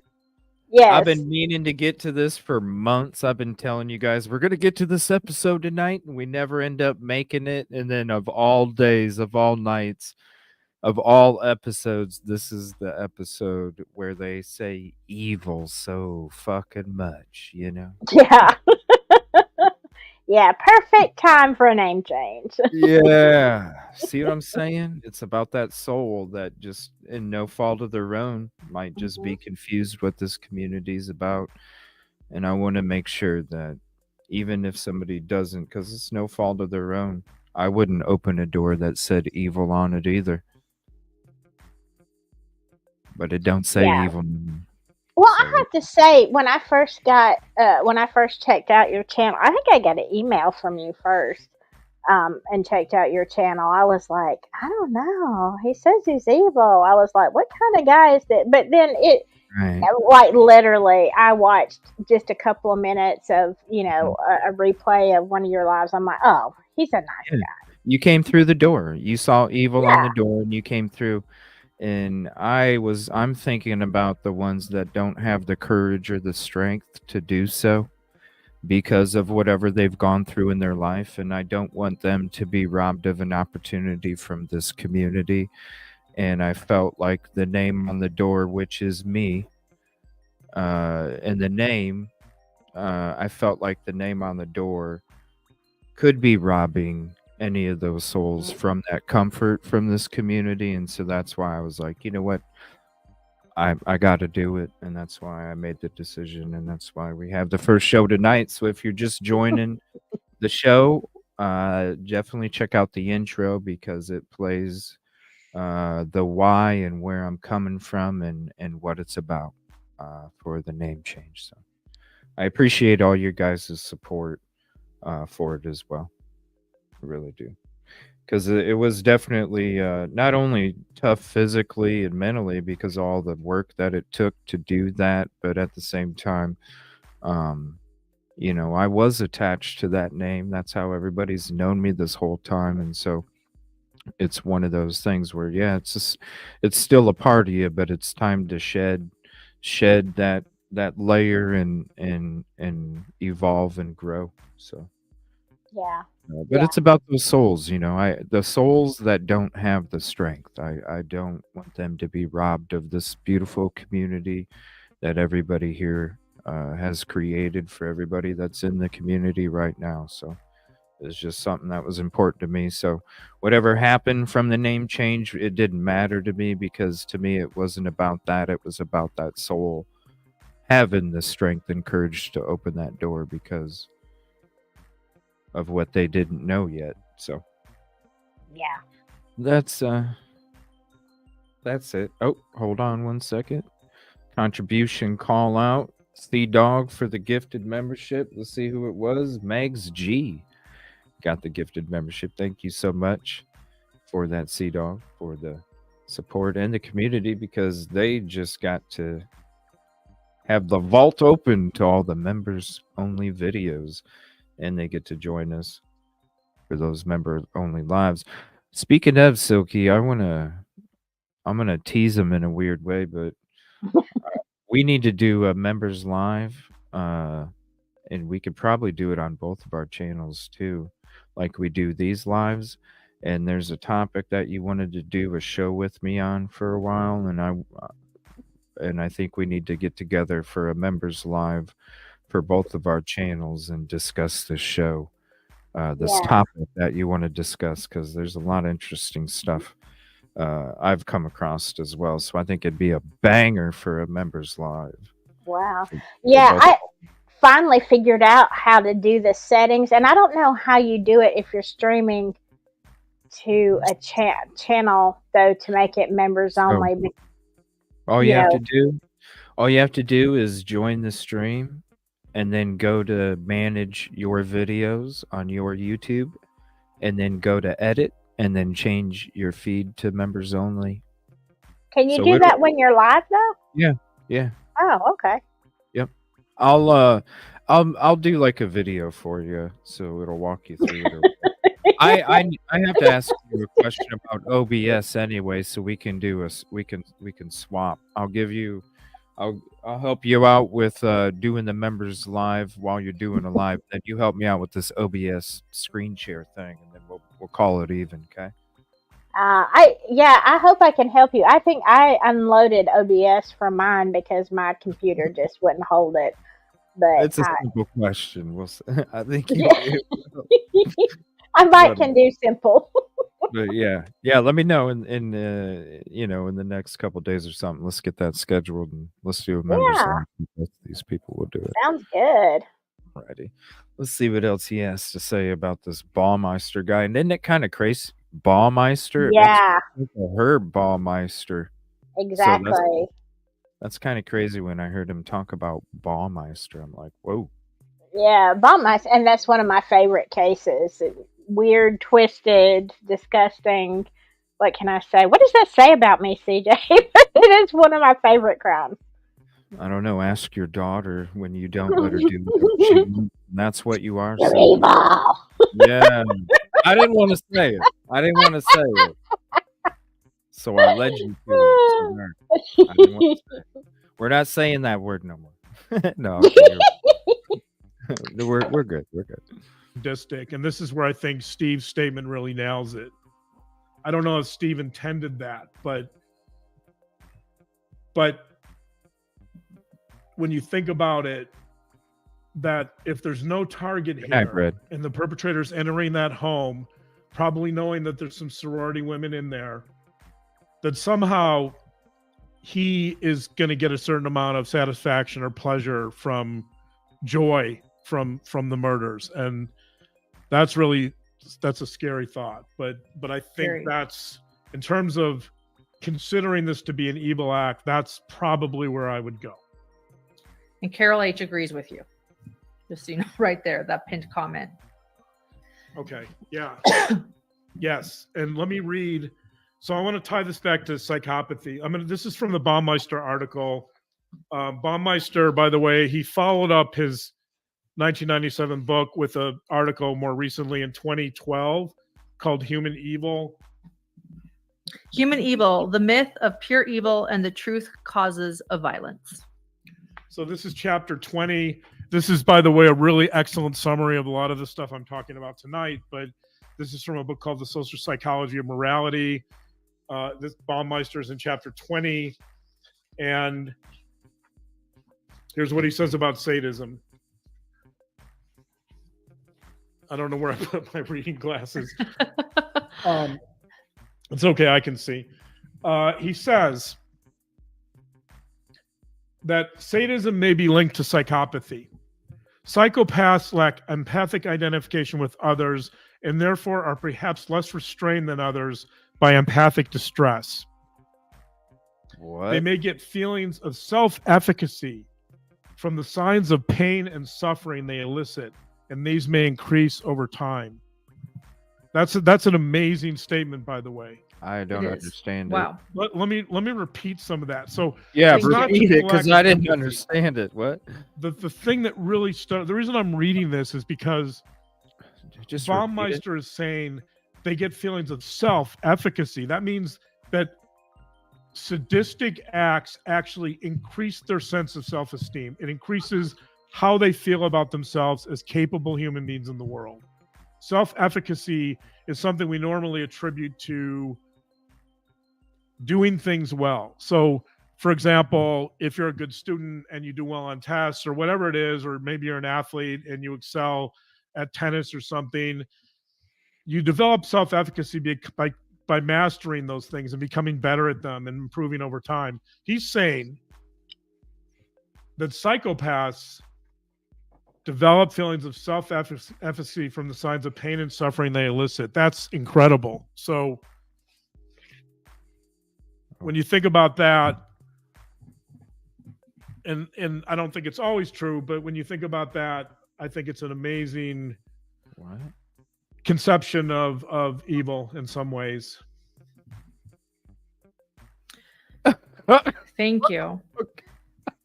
Thank you, Dr. Babe, for teaching us what You you know what are. to say. I'm sorry. I had to laugh. Yeah, you can call me Patches. I'm sorry. I had to laugh. Wow. I couldn't hold it in.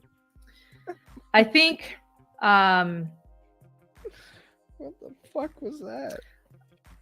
if it was targeted, I mean, can't it be both too? That's a question I have. It was amazing. Okay. That was a question I wanted to ask. I think one of my goals tonight is to contrast a profile that's based on. So my previous profiles are based on the research on mass murderers and school shooters and that sort of thing, and most of those are based on the killer essentially being rejected and trying to repair a damaged sense of self through violence, and the goal there is some type of revenge or some type of reparative process. But this profile, so again, let's say we're moving away from targeted to something more random, and we do that would happen over time. So the fewer suspects that are identified over time and the more random this appears, the more you would move in the direction of something like sadism, which is consistent with, as we just talked about, is more consistent with something like evil. This is again. So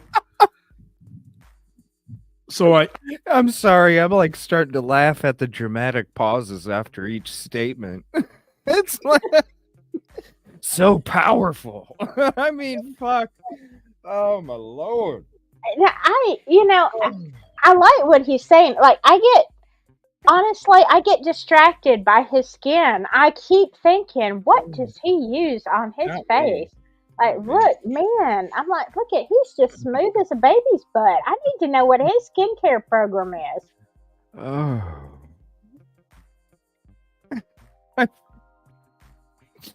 Oh shit. Oh god. And then I'm like, he says something, I'm like, I don't even know what he said. I'm just sitting there staring at him like, That God. statement was amazing. I'm like, and then he just flops back and sits there and takes a deep breath, and I'm just like, yeah, that moved me. That statement moved me. It really did. Damn, I felt like I was in church for a minute. It moved me so much. I almost said amen. That statement moved. That statement was amazing. Oh my gosh. I couldn't help it. Then after that, I just kept seeing the dramatic pauses out. He lost me after that. I was looking for the dramatic pauses. My bad.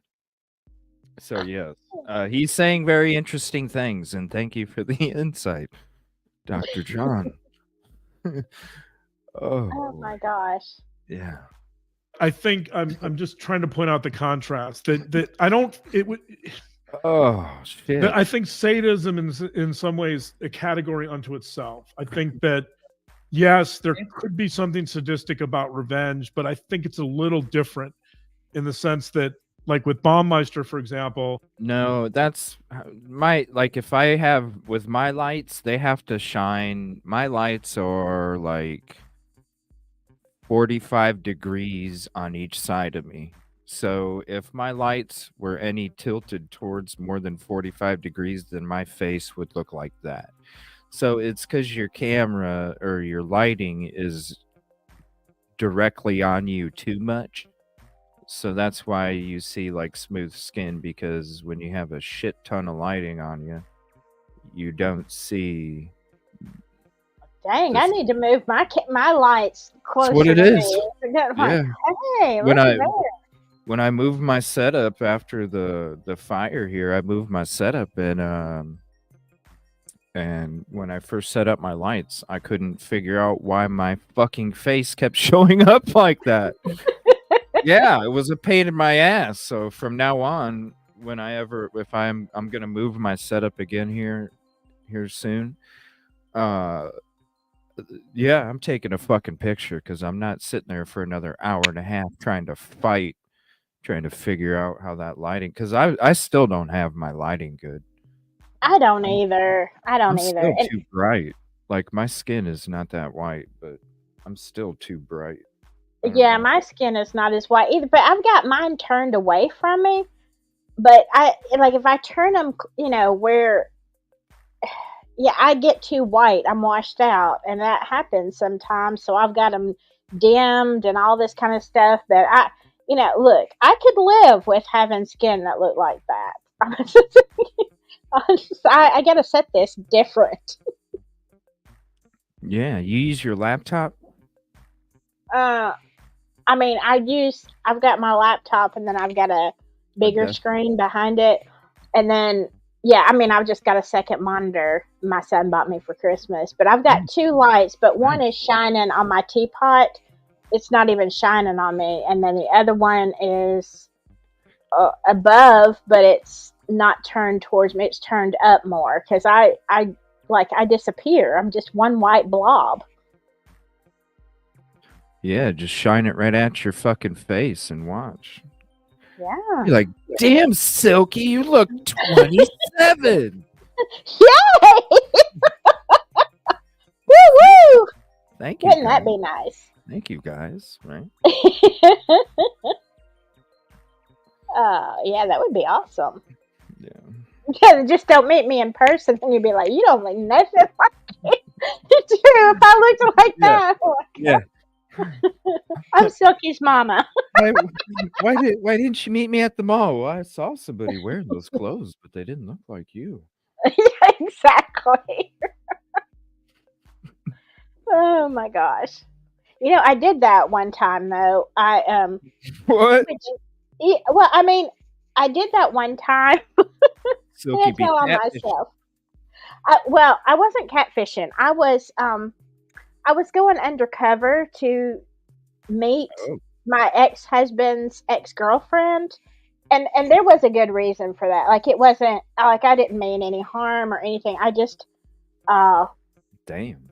yeah, but it was a situation, and I just wanted to meet her because he said she was nuts, and he was a narcissist, and he was making me think I was nuts.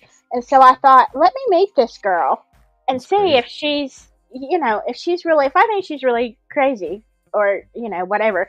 So I took off all of my makeup, which is a scary thing to start with.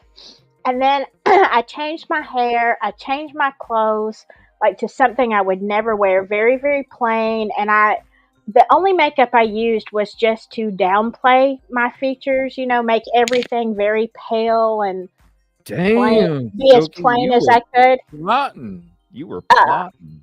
I was. And I went right up to her door. I went with a friend.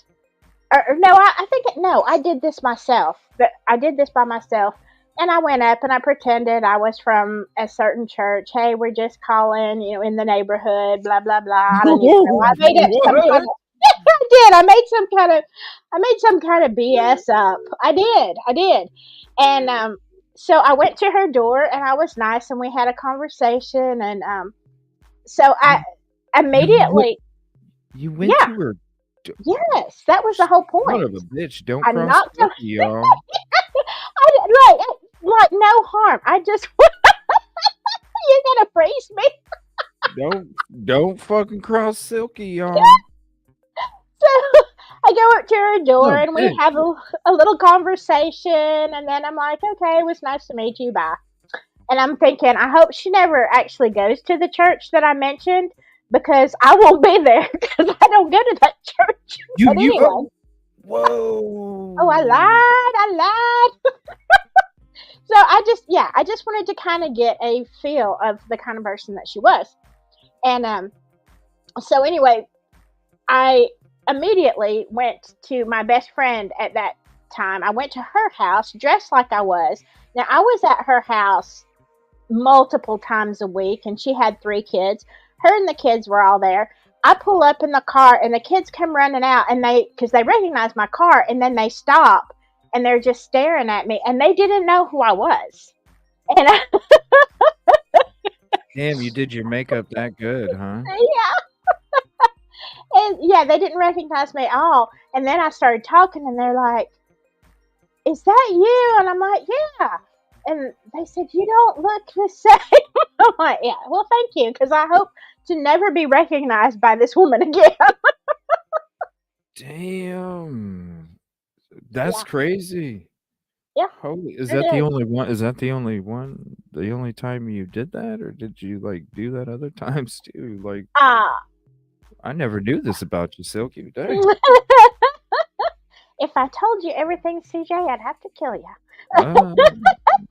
Yeah, we don't need to go down that road. We're No. good. No. Hey, you said it. No more questions. No more questions. No, I'm trying to think if I've ever done that. No more.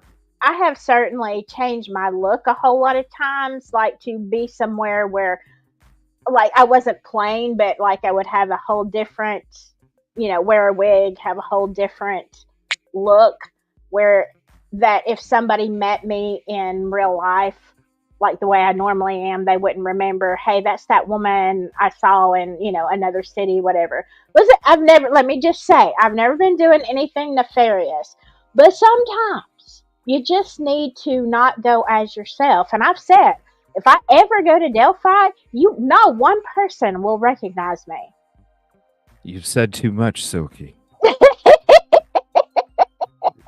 You've been compromised now. You've gotten too comfortable. You've said too much.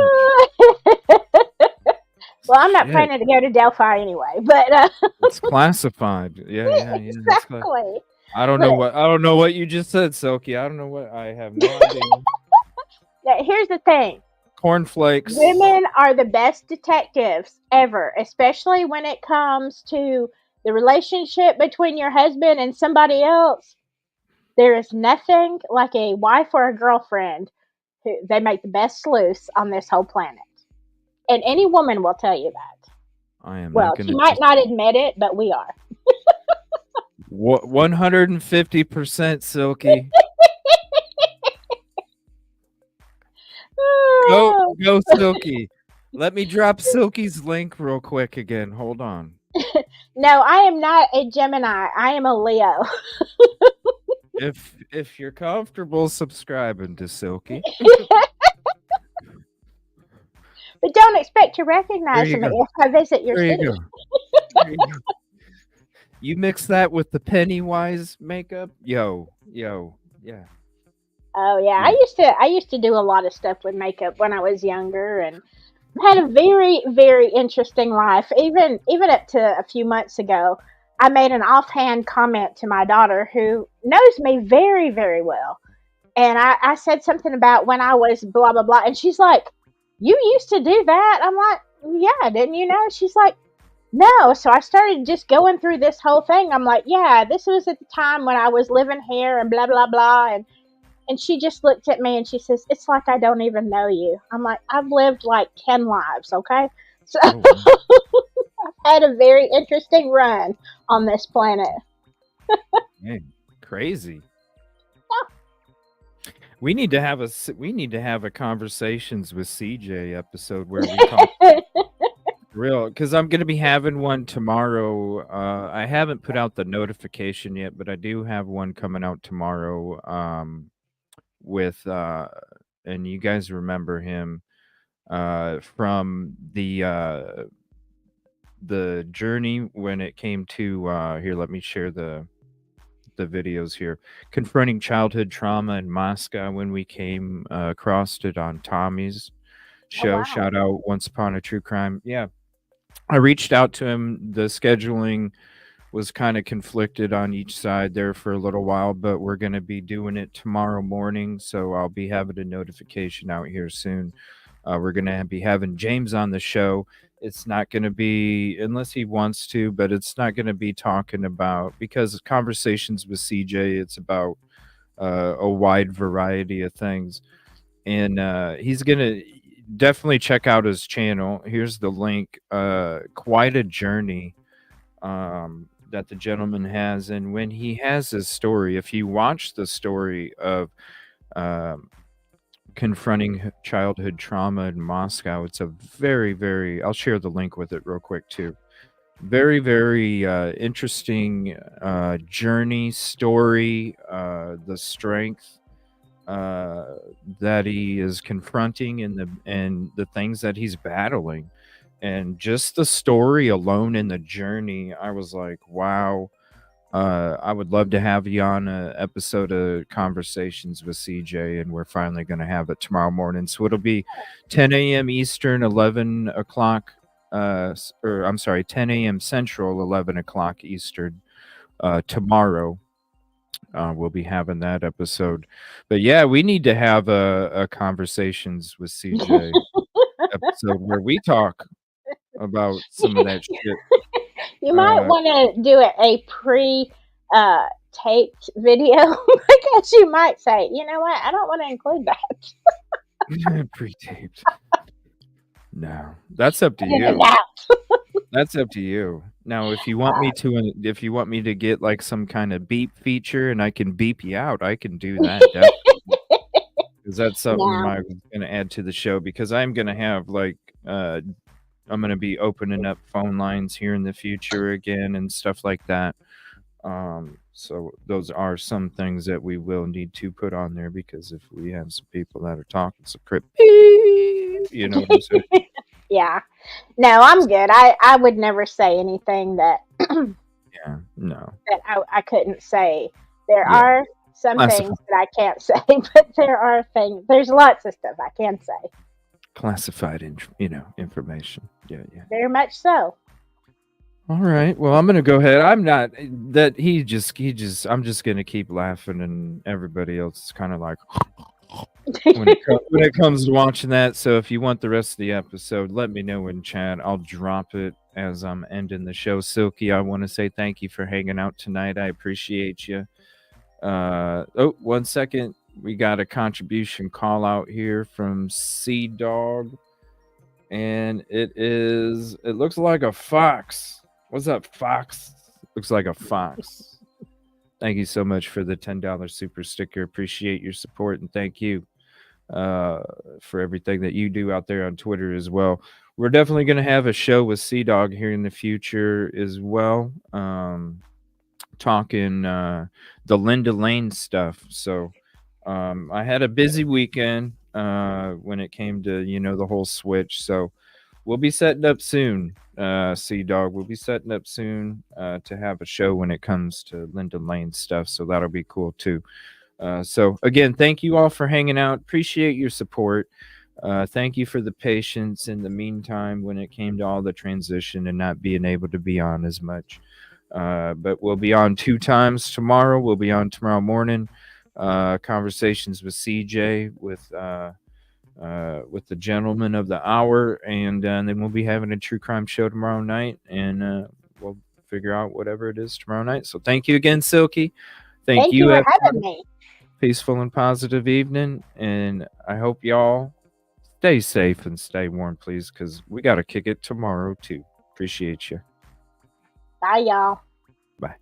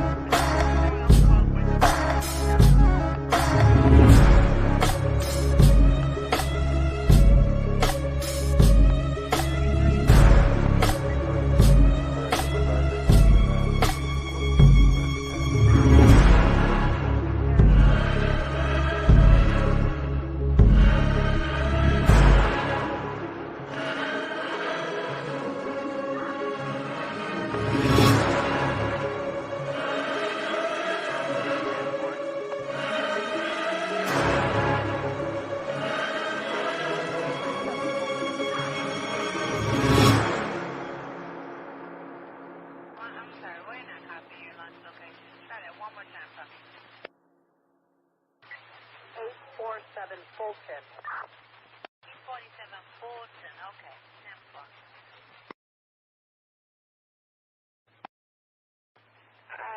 4234 on the beat is coming over to domestic battery at 1815 North Winchester, 1815 North Winchester. Fanny stated the caller and the owner of the vehicle